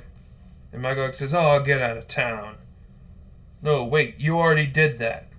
Actually, you've got a lot of nerve blaming me. This was your fault. Superman says, my fault. And we get to see what happened. So basically, one fateful day, the Joker strode his way into Metropolis. Okay. And, in doing so, he went into the Daily Planet building and, basically just, like, I think he gassed everyone. Yeah, he gassed everybody in the Daily Planet, including Lois Lane and Jimmy Olsen. Oh, that sucks. So, Magog says, how many did he take out? Just that last time? 92 men and 1 woman. And then, they bring in Joker as he's getting carted away. Magog comes up and blows a hole in the Joker. Oh, shit. Killing him. Superman shows up and he talks about how there was a court proceeding, a whole trial happened about the death of the Joker, and basically everyone was like, Magog was in the right here. Yeah. And so Superman was like, I can't live in a society that has just said murder is okay, especially from us. And so he dipped. And now Magog is just like, listen, I want to fight you right here, right now. And he says, the way you took off, I always thought you were afraid of me. A lot of people did, but that wasn't it. You were afraid that I was the man of tomorrow. You were afraid of the future I represented. He says, well, look around you. This is what I represent. Superman must be proud. Superman says, you must be proud. And Magog says, proud? Proud? God damn you! And he blasts Superman. Superman is unfazed. He says, Magog says, proud being the man of tomorrow? And he starts to fall down. And he, collapses, basically. He takes off his helmet, and he feels how, he says, your fault, you bastard. The world changed, but you wouldn't. So they chose me. And he's basically saying, whenever Superman left, everyone looked to Magog to be the next Superman. Yeah. But he was a fucking horrible example, and he didn't know how to lead people. So it all collapsed. Yeah, he seems a little dangerous. He says, punish me, lock me away, kill me, make the ghosts go away. So Superman says, we're at war. And then we get treated to Apocalypse. Superman shows up to Apocalypse and goes to what looks like it's Darkseid. Mm-hmm. But it turns out it's Orion, Darkseid's son, who grew up on New Genesis. Okay, he's ugly. Yes, Really, because as he grows older, he seems to look more and more like fucking Darkseid. Yeah. So I guess in this reality, Darkseid was defeated some time ago. Let's see, does it say exactly what happened to him? Well, we're not there yet. But Superman's just like, listen, I need you to join up with me. We're having a bit of a squabble on Earth. We've been friends for a long time. But you really upset me, taking your dad's place as like a dictator after all the stuff we've been through. And Superman says, you're a god. You have the power to change your world. And Orion says, or destroy it. You would be surprised, I fear, how easily one can lead to the other, Orion says. He sits in his throne and he starts talking about how he thought that he overthrew Darkseid's rule, but people. He says Young Liberty was every bit as paralyzing as fascism. They rushed to elect a new ruler, and they chose him.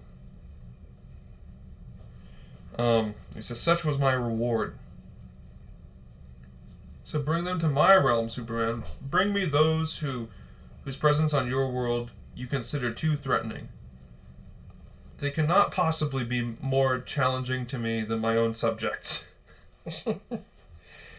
Deportation was never my intent, Superman says. I have no desire to see anyone removed from their home world. Given the nature of my own struggle, I had hoped that Orion, the dog of war, could lend me some wisdom, but I was mistaken. I can learn nothing from you. And Orion's like, don't worry about it. That doesn't really matter. It's about emancipating a world that fears tyrannical shackles. It isn't my help you need.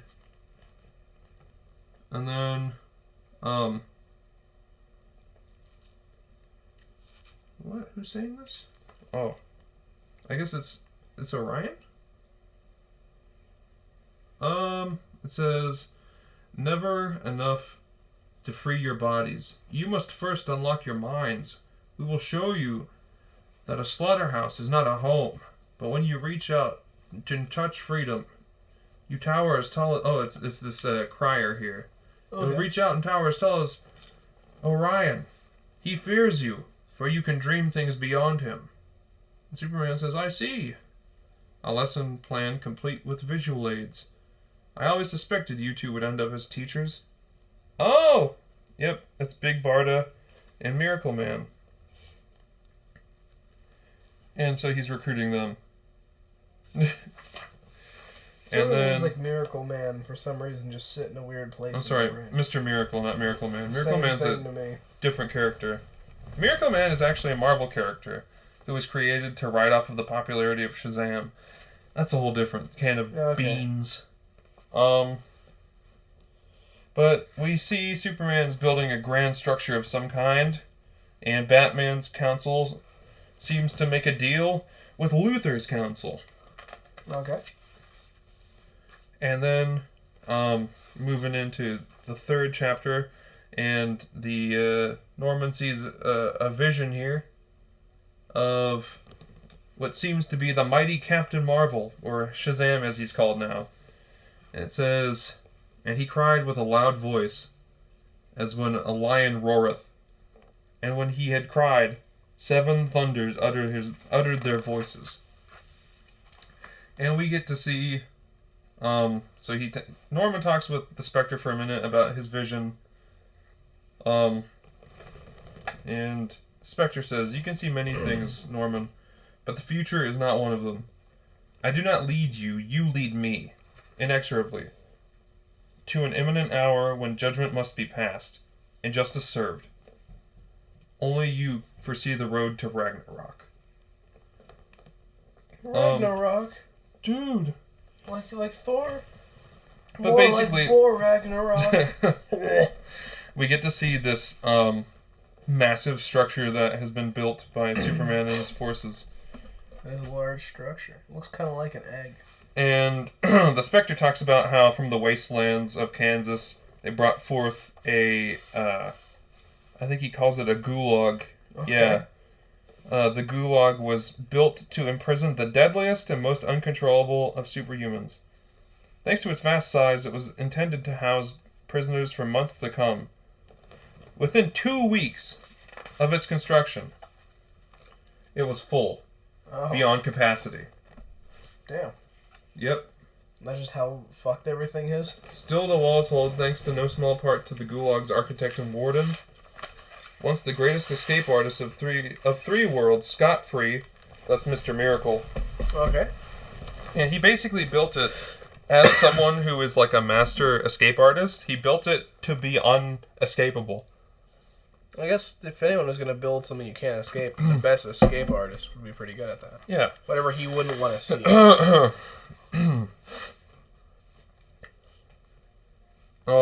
Let's see. And then, let's see. Under his command, guards stand ever vigilant over the belligerent and the repentant. And so there's like a gathering of superheroes here, and Norman says, they're gathered here for what purpose? So they can brood? And Spectre says, no, so they can learn. And Superman's talking to this crowd here. He says, it's very simple. In this world, there is right and wrong. And that distinction is not difficult to make. Oh, it's a projection. A projection of Superman. And there's these people who are decrying what Superman is saying. And it breaks out into like a bit of a riot. And before it can escalate too quickly, is this Adam Strange? Adam Strange? Yeah, he's a different guy. Don't worry about him. He's like a spaceman. I can't remember quite what his deal is. There's a man here speaking in Japanese. I don't know what this means. I can't read that. Speak American. What the heck? Yeah, there's a bit of a shit show going on here. I don't quite know what I'm looking at. Me either. I think that we're just looking at the fucking chaos that's unfolding here. Yeah, something's happening. And it's basically all in this sphere in this red man's hands. He says, "Excellent." There we go. And it is confirmed here that the man right here is in fact Captain Marvel. Okay. But he Shazam. And we get to see the Grand Council of the world here. That Skullman's kind of freaky. We get to see the Wizard Shazam, the Phantom Stranger. I don't quite know who this geezer here is, but Highfather and one of the Guardians from the Green Lantern Corps. And they're basically talking about how basically it's like, listen, if this spreads out and this gets worse, there's a chance that this could fuck like everything up. And so in here we also get to see Deadman, who's really fun. He's kind of spooky. His name is Boston Brand. This design for him is really cool. So Boston Brand was basically like a stunt performer for a circus who was eventually killed. And just like through cosmic coincidence, he was just like, "Oh, I'm undead now. You know, I can talk to people." Skeleton. And so while Norman is pondering the speakings of this godly council, Deadman just comes up and says, "Hiya." And Norman says, up? "You can see me?"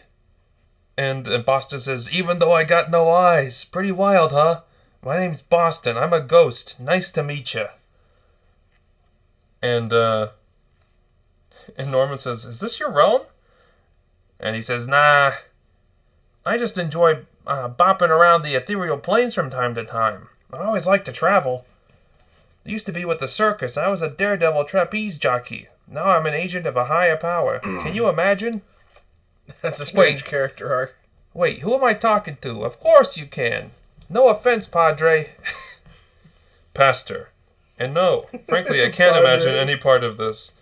Since seminary, I have been more philosopher than priest. So we get to see Wonder Woman and Superman hanging out for a minute, and they're talking. And she's telling him about the day that she was basically excommunicated. And says there may have been some justice to their decision. And Superman's like, "Do you believe it?" And she says, "Well, the Amazons believe in peace through strength. Too often I relied on an olive branch and not a cestus." And Superman says, "I always admired your gentility."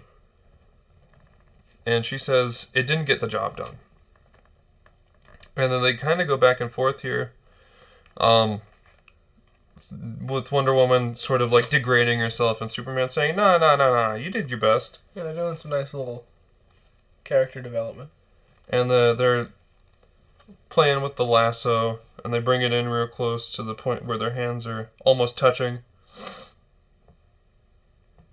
And,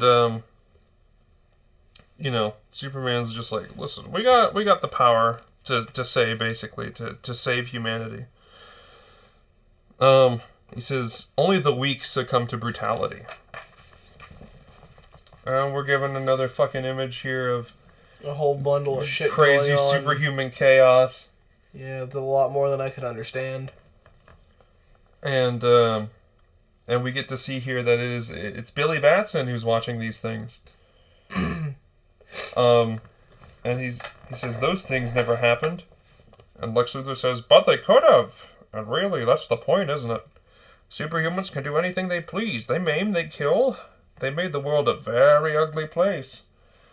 Fortunately, you don't have to take part in their world, do you?" And Shazam says, "No! No!" And Luthor says, "That's right. You'll stay right where I order you to stay." And he puts a little worm in I don't like that at all. Billy's ear. No. He says, "Your old friend Savannah saw to that, didn't he? Here, let me get that." I don't like Ingenious little bugger Savannah was. You don't suppose he coined the term mad scientist? Do you suppose that when they coined the term mad scientist, they were thinking of him? He says, I'll bet they were. Actually, no, he takes a little grub out from Shazam's ear, and he puts a new one in. He says, the worms crawl in, the worms crawl out. And Billy tries to transform. He tries to say the magic word. And Luthor says, no, there'll be no retreat. Not yet. I still have a very special job for you. It cuts to Luthor addressing Batman as he watches over these production factory of his Batbots. And Luthor says, well, Batman, there you are. What do you think? And Batman says, you authorized triple shifts without telling me. And Luthor's just like, you know, we need more things so we can fight gooder. And he says, Bruce says, I can feel your pulse from here, Luthor. Don't double-cross me. Our objective is world order, not world domination. Don't forget your agenda. And Luthor says, I wouldn't dream of it. Ridding the world of the League is a necessary evil, says Bruce. Mankind was never meant to bow before a Kryptonian and his ilk. And Luthor says, my thoughts exactly. He's got a big old grin. And he sits down with the rest of his council, and basically they talk about what they want to do next. And their idea here is that they want to...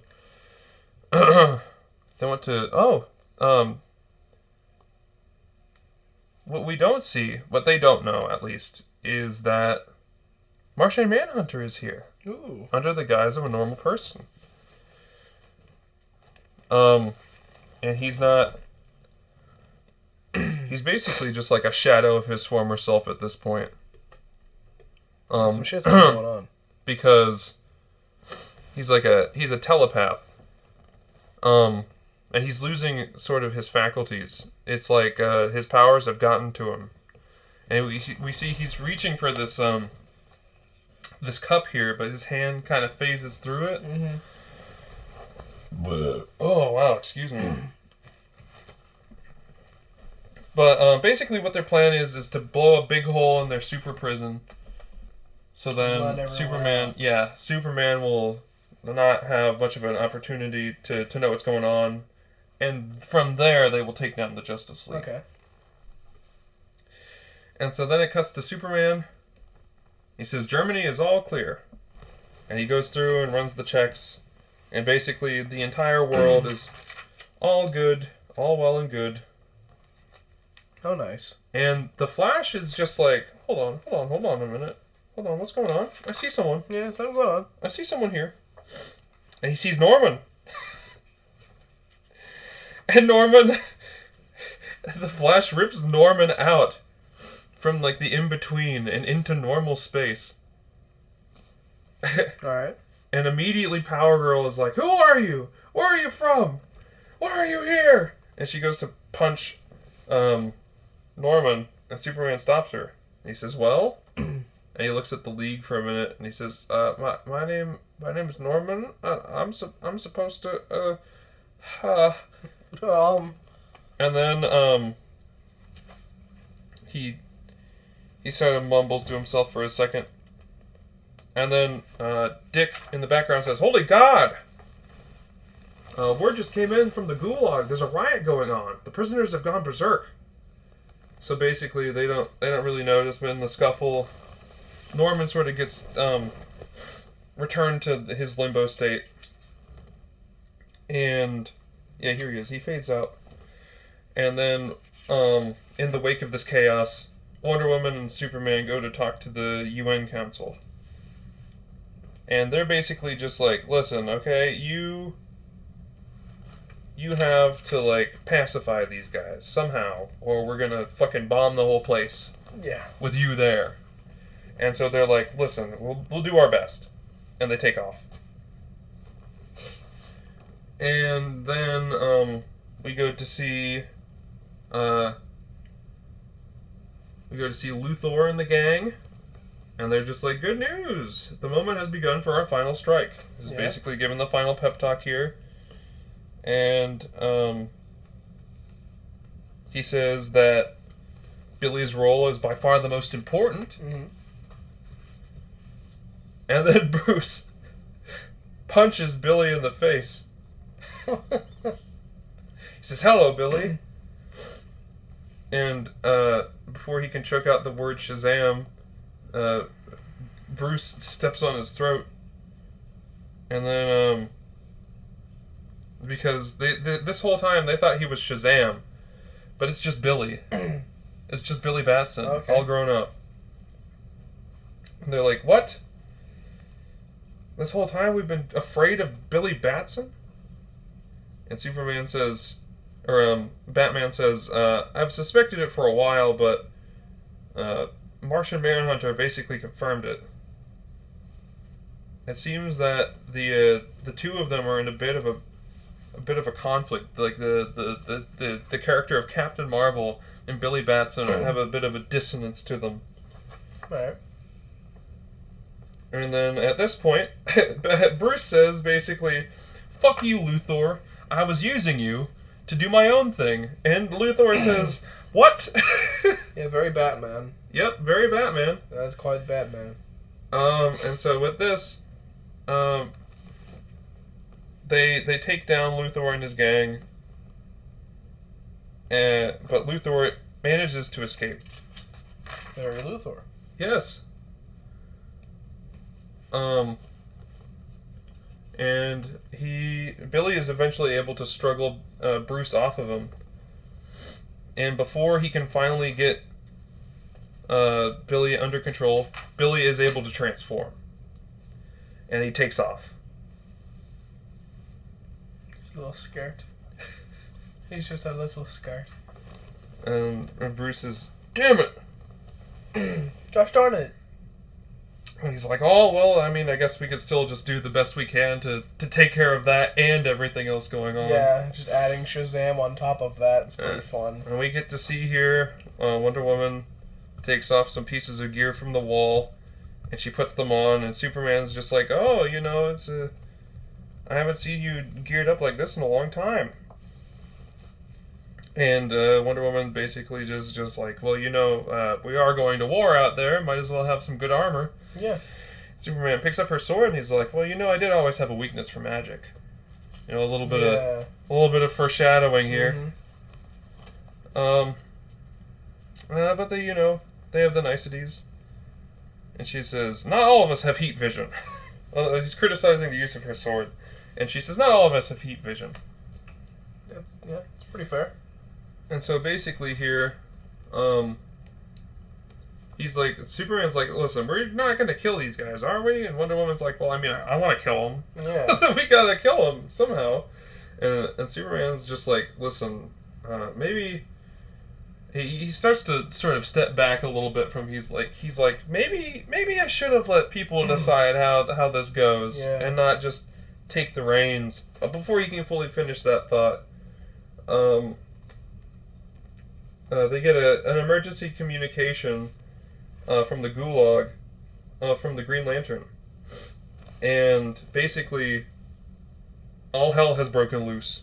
It goes from being unrest to the Gulag is now completely open. A real shit show. Superman and Wonder Woman kiss, and then they go to fucking work. Superman flies through a satellite, and he talks to Bruce for a minute. He says, "I need your help." And Batman's just like, "Well, this is the same old song and dance, man." And Superman says, "Shut up! I don't have time for your holier-than-thou cracks." Superman says, "You're not above all this. Not now. Not while the stakes are this high. We're racing to the end of the world, Bruce. I've got a second lead. I'm sorry, I got a half-second lead. But by all the stars in heaven, it's clearly not enough." Bruce says, "The Gulag's ready to blow." Superman says, "Yes, even as we speak, Wonder Woman in the League stands outside its walls. Ready to bring down around them. Ready to bring them down around everyone inside." And Wonder Woman is basically just like, "Listen, this is your final warning. Surrender, or I will fucking kill you." She says face the consequences, but the consequences being yeah, her fucking murdering them. And Bruce is like, well, you mean to tell me that you didn't foresee this outcome? You didn't see that shit would come to this? Did you ever consider that war might not be for the best? Yeah, it seems like you never really thought about the fact that this might suck. Yeah, you never sat down and said to himself, wait, maybe taking the reins completely is a bad idea. Yeah, maybe all of the power shouldn't be in my hands. Yeah. So basically, Superman is defending himself this time, and he's just like, more than anyone in the world, when you scratch everything else away from Batman, you're left with someone who doesn't want to see anybody die. He knows that this is the last shred of common ground he has with Bruce. Yeah. And so he's just like, listen, we don't want people to die. You have to help me. He says, tell me you'll help me. And Bruce says, I will tell you this one thing. There's a player you haven't counted on. He says, Captain Marvel. And Superman's like, Marvel? And Bruce gives him the tip that basically he's been brainwashed. And in doing so, he turns back away from Superman, and he talks for a little bit longer. He turns around to look at Superman again, and Superman's gone. He says, so that's what that feels like.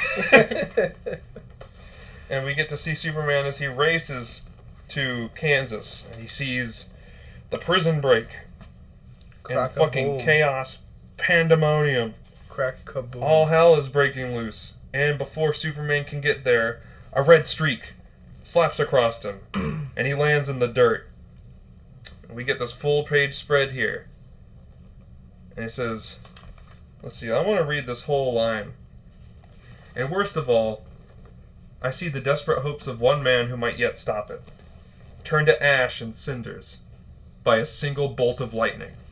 Armageddon has arrived. Holy shit. And you get to see Billy Batson standing there in full Shazam regalia as Superman looks up at him. Alright, we are not much longer for this. So, if you've been holding on for this long, thank you. Yeah, it's been quite the reading. There were voices and thunderstorms and lightnings. And an earthquake. This was my dream. And we get to see from here to here the fantasy and then the reality. How this fucking pandemonium, this chaos that's happening. That's cool as shit. Yeah, it is really cool. It's really I really well love that done. crack in the ground between Superman and Shazam. And basically, Norman's like, listen, you gotta stop this, Spectre. You gotta stop this. You're gonna fucking kill each other. And Spectre's like, listen, I can't do anything here. It's not yet. And Norman's like, why not? Why can't you stop this? And the Spectre says, there will be a reckoning, Norman. Be prepared. Because basically, the Spectre's point in this is the events have not fully played out yet. So I cannot come to a decision. And so we get to watch here as, like, as they go fucking ham on each other. And Superman's like, why aren't you listening to me, Billy? Why can't I get through to you? You just keep fucking hitting me. Too much is happening too fast. We have to work together. And then he gets fucking slapped away. And Superman is recovering from this. And we get to see the UN Council, and they're basically just like, we have to take action. Yeah. Because if this spills over, last time we had a fight in Kansas, ended up nuking the whole thing. So if this spills over into the rest of the country, we're gonna have a real fucking problem. Yeah. So they decide to send a nuke. So they're gonna nuke Kansas. They're gonna nuke these guys. They're gonna nuke the superheroes since they're To all avoid- in one place. So to avoid them nuking each other, they're gonna nuke them. Well, it would be like a continuous nuke throughout the entire. Yeah, that's true. Yeah. So they view this as like in one foul swoop they can take care of the whole fucking thing before it boils over. So with that, Batman descends. Batman and his holy crew, and you get to see Batman in his fucking Iron Man suit. which I think looks really cool. It looks like a 1950s almost like sci-fi shit. And then you have Batman's faction coming in here, and Batman with all his fucking Batbots, and they come in, and they're too late. And because Wonder Woman has killed a guy. Oh shit. And she says, "He left me no choice. They began this, I will finish it." And they all talk about from that point they all try to converge on Wonder Woman, except for Batman, who is on her side. And she says, "And we will finish it without you, Bruce. Your people are out of their league." And Batman says, "Why? Because we're here to save lives rather than to take them?" Oh shit. And Wonder Woman says, "We're here to force peace. We're left with no choice. If you stand in my way, I will remove you." And Batman says, "Force peace. The Amazon tenet. Spread love and understanding, but don't be afraid to bloody your knuckles doing it. Don't tell me you subscribe to that paradox." And so yeah, it's fun to see these guys talking to each other. Yeah, the back and forth. I've heard rumors that the Amazons relieved you of your duties and heritage for not being strident enough. Face the truth, Diana. You won't win back your royal station by overcompensating. And so Wonder Woman is just like, "You fucking bastard." And she turns around and she says, "You dare condemn me?" And then they start to fight. Great. Yeah. And then she says, "After all these years, you have the nerve to swagger out of your cave and expect everyone to bow before your precious wisdom. Well, it's too late for that, Bruce. We tried to hold order, but it's too far gone. Our only option now is war. Our only answer is..." And as they're flying high above the clouds, they see the fighter jets rolling in. Oh, yeah. And they're like, oh, fuck. I see the boom on the page, so I know that this shit gets real. Yeah, so, Superman and Shazam are fighting their hardest, and he calls down the lightning on Superman a few times. As you can see, each of these booms is the lightning falling upon him. And then Batman's like, "Open your eyes, Diana. Your answer flies on metal wings. Those are nuclear carriers, the ultimate warbringers. Our war is not one act of violence at the cost of some lives. Our war ends in extinction. If you're that devoted to Amazon honor, if your soul genuinely longs for atonement, on Amazon terms, then let's keep fighting, and let the planes do their work." And so she stops, and they look at the jets, and then they start going to fucking town on the jets. But one jet is able to drop the payload, the nuclear payload. And so we cut back to Superman and Shazam. It says, let's see, what does it say here? "I hear the whisper of a pilot begging for forgiveness over the sound of distant thunder. Superman is groveling before Shazam." Well, not really groveling. He's on his hands and knees. He's fucked up. He's bleeding from his ears. He says, "Enough." And he starts to climb up Billy. His eyes are all bloodshot. And he says, "Shazam again." And Superman reaches out. And then with this final Shazam, he's turned back into Billy Batson. And Superman says, "Enough." And he grabs his mouth. And he sees, let's see. I'll read this because whenever it gets a little monologue-y, it gets really cool. "For one frozen instant, the storm clears. Fingers that confuse coal into diamond crawl across human bone. In the hush, ears that can hear a cell divide pick out, with chilling ease, the scream of human rage. The wave of X-rays confirms the bomb's potency. A telescopic glance calculated the seconds before impact. He must act. Now." The Spectre says, "It's time." Norman says, "What?" And the Spectre says, "Judgment must come, Norman. The hour tolls. Our entire journey has brought us to this moment." And Norman says, "But the bomb! The bomb!" And the Spectre says, "Will determine the fate of the world. If it drops, the superhumans will surely die, but humanity will be spared their violence. If not, they will live on, to fight a battle that will in time swallow the earth. In either case, we face the evil of genocide, and my task is to punish those responsible for evil. But who shall be held accountable? Whose sin is this? The humans or the superhumans? Tell me, Norman. Judge." Norman says, "Me?" He says, "Yours is the soul that guides me." And Norman says, "How? There is no evil here. There's tragedy and bedlam." And the Spectre interrupts him and he says, "Judge, carefully." Superman sees the bomb. He's holding Shazam by the mouth and he says, I don't know what to do. You can see that, can't you? Every choice I've made so far that brought us here has been wrong." It's the narration says Superman's palm spasms around Batson's jaw, and Batson whimpers. The clock is racing. Only moments remain before the blast. Superman says, "So listen to me, Billy. Listen harder than you ever have before. Look around us. Look what we've come to. There's a bomb falling. Either it kills us, or we run rampant across the globe. I can still stop the bomb, Bill, I'm sure of that much. But what I don't know is whether I should be allowed to. And that decision, I'm not a man. But you, Billy..." Oh, okay, sorry. The narration cuts between the dialogue here. It says, "Superhumans or mankind, one will pay with the ultimate price. And that decision is not for me to make. I'm not a god. I'm a man." And he says, "But you, Bill, you're both.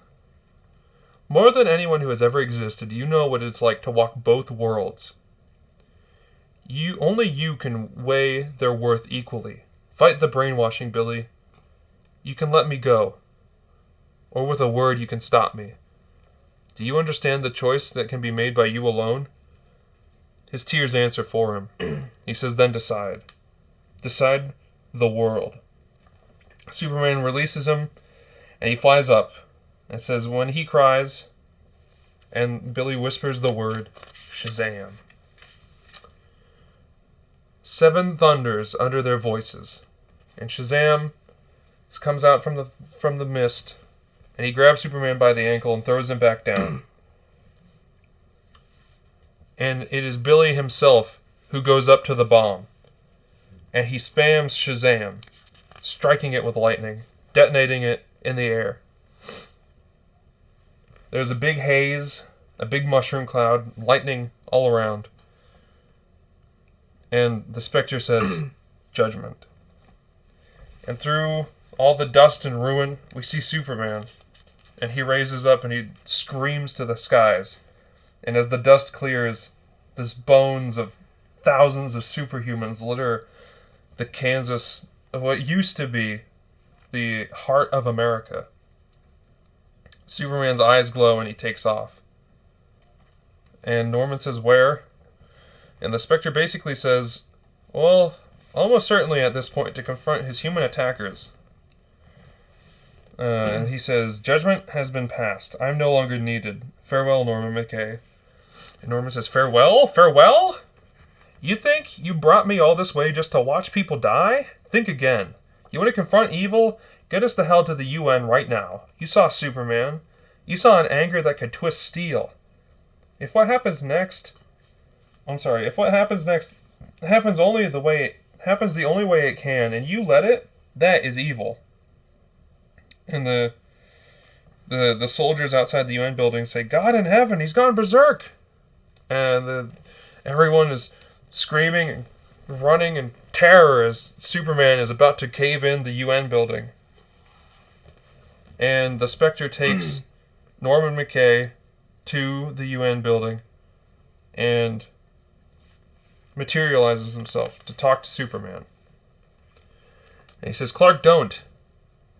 You blame yourself for Captain Marvel, for Magog and Kansas, for 10 years that ended today. Yes, you're angry, but in that anger, you're forgetting once more what humans feel. What they fear. They won't forgive you for this, Clark. Forgive yourself. Superman closes his eyes and he lets go of the beam. He hovers there for a second. He says, why are you here? And Norman says, to bear witness. Listen to me, Clark. Of all the things you can do, all your powers, the greatness has always been your instinctive knowledge of right and wrong. It was a gift of your own humanity. You never had to question your choices in any situation, any crisis. You knew what to do. But the minute you made the super more important than the man, the day you decided to turn your back on mankind, that completely cost you your instinct. That took your judgment away. Take it back. If you want redemption, Clark, it lies with the very next decision you make. Make it as a man, and make it right. Since Superman hovers here in the UN building, the other superheroes approach. And he says, survivors? How? And, he says, how many? And Batman says, enough to leave us with the same problem as before. The same impasse, the same dangers, the same distrust, the same everything. Wonder Woman says, what now? And Superman pauses for a minute.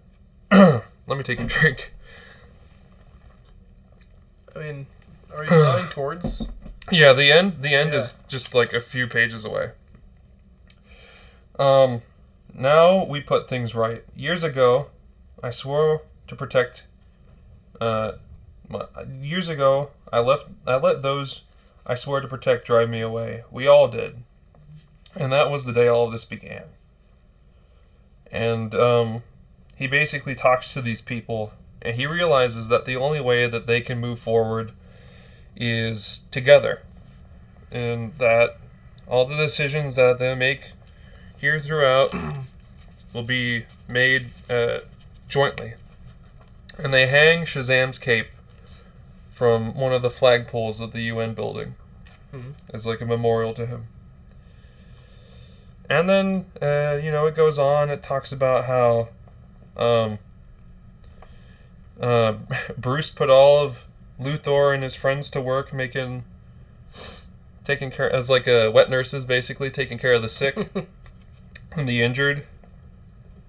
And as Bruce walks by Luthor, he says, Shazam. Luthor says to shut up.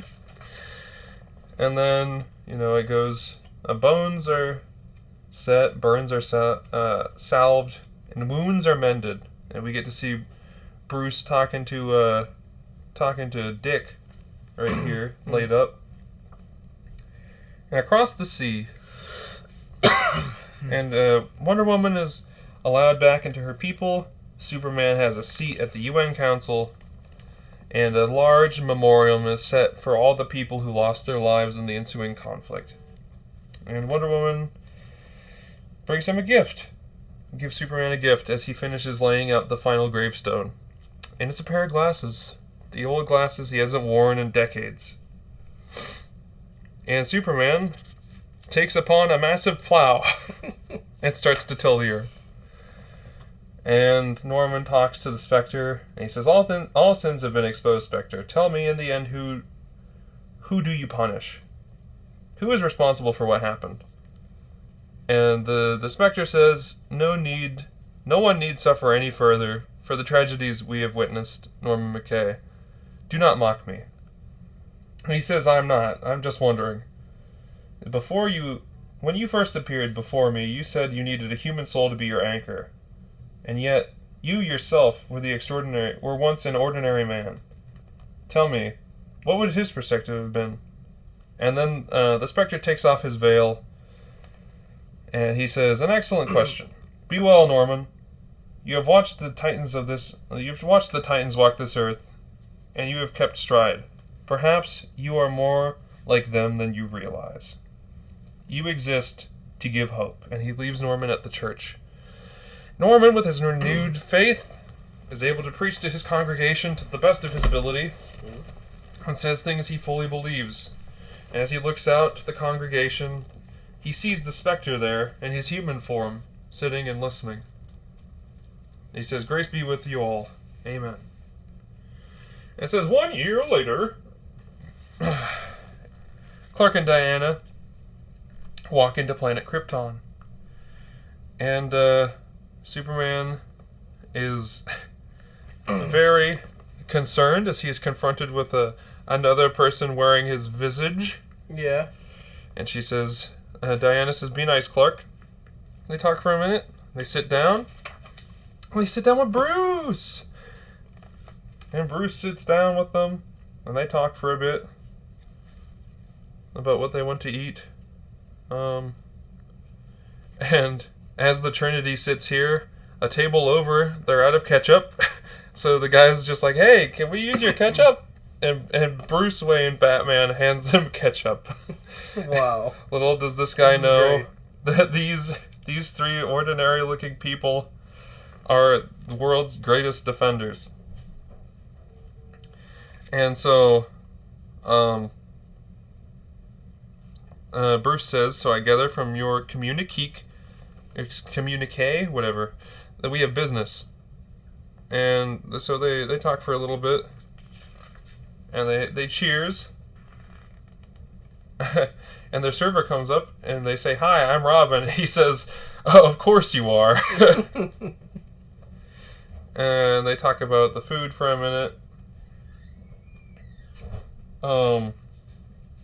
They catch up. Superman's talking about how, I've been tilling the earth for whatever, and Batman's like, "Oh, well, I've been taking care of the damages." And Wonder Woman's like, "Oh, I made contact with my people again." And, so Bruce is like, "Listen, we could have just talked over the phone. You didn't have to invite me out here. What do you have to say?" And then Wonder Woman says, "Well, we have something to announce." And Bruce says, "You're pregnant." And they just look at him. And she says, How did you... And Batman said, "Observation. For an ageless Amazon of perfect physique, you put on a pound or two. That was my first clue. There were others." He says, "My best to both of you, and congratulations on another spit-curled demigod into the world. Sorry if I stepped on your document, princess. I'm sorry, denouement.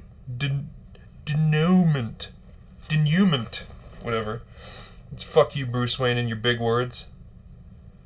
And so they ask Bruce to be the kid's godfather. Yeah, he'll only be 105 when he was born. And Bruce is like, "Me? I don't know what to say." And Diana says, "Then the day is full of surprises." And Superman's surprised. And so Bruce says, "News to you, I take it." And Superman says, "Well, what isn't when it comes to her?" And so they catch up. They what's the word? they have, they bullshit a little bit. And then they talk about how basically they talk about how great friends they are. They hug, and then as they're walking out, they run across Norman and the Spectre, who is sat down, and the Spectre is just like, "Spectre platter." And Norman says, "Look at it this way. It's flattering to be remembered somehow." And then and Bruce is just like, he's giving a look at them. He's like, And Superman's like, "Bruce, still with us?" And so then they talk, and they say, "Let's go home and dream about the future."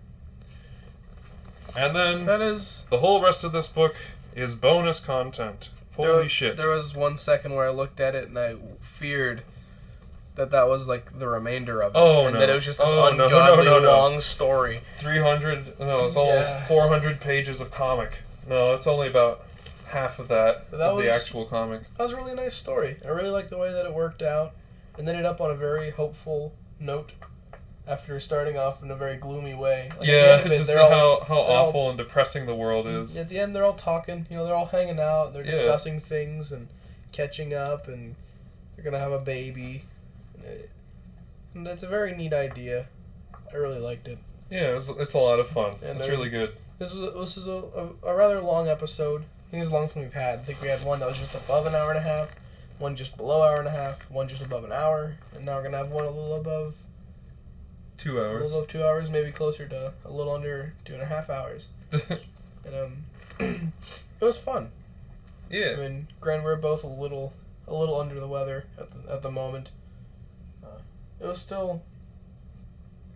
fun to listen to that and just kind of take in the story. It was fun. I think I have a fun idea for a future episode in which not entirely similar to this, but rather similar to this, that I tell you some MMA related stories that I really enjoy. There are a lot of like very deep backgrounds to what seem like surface level things, like a rivalry, but then the farther you go back into it, there's all these little plot points and stuff. Yeah. I think it'd be fun for me to explain that. I think that would be fun. It would give you some sort of insight onto what I'm talking about, too. I'm dry. Stop me from talking the whole time. Well, you had your one where you talked the whole time, and maybe not next time, but a future time I will have a spotlight. The next episode we have planned is definitely going to be more conversational. I think also in part because we share a lot of common ground. Yeah. In this next one. Yeah, it was fun. Yeah, so that's the story of Kingdom Come, and yeah, I think that's it. Yeah, right? That's all I have. All right. Well, we've kept you long enough. I love you. Love you, and we'll set you free now. You know. Bye-bye. Almost 2.5 hours listening. Yeah. If you've gotten this far, thank you very much. Let's see if we get 5 views on this whole thing. We'll see if we get 5 views. But yeah, so it's been real. Catch you guys next time. Bye-bye.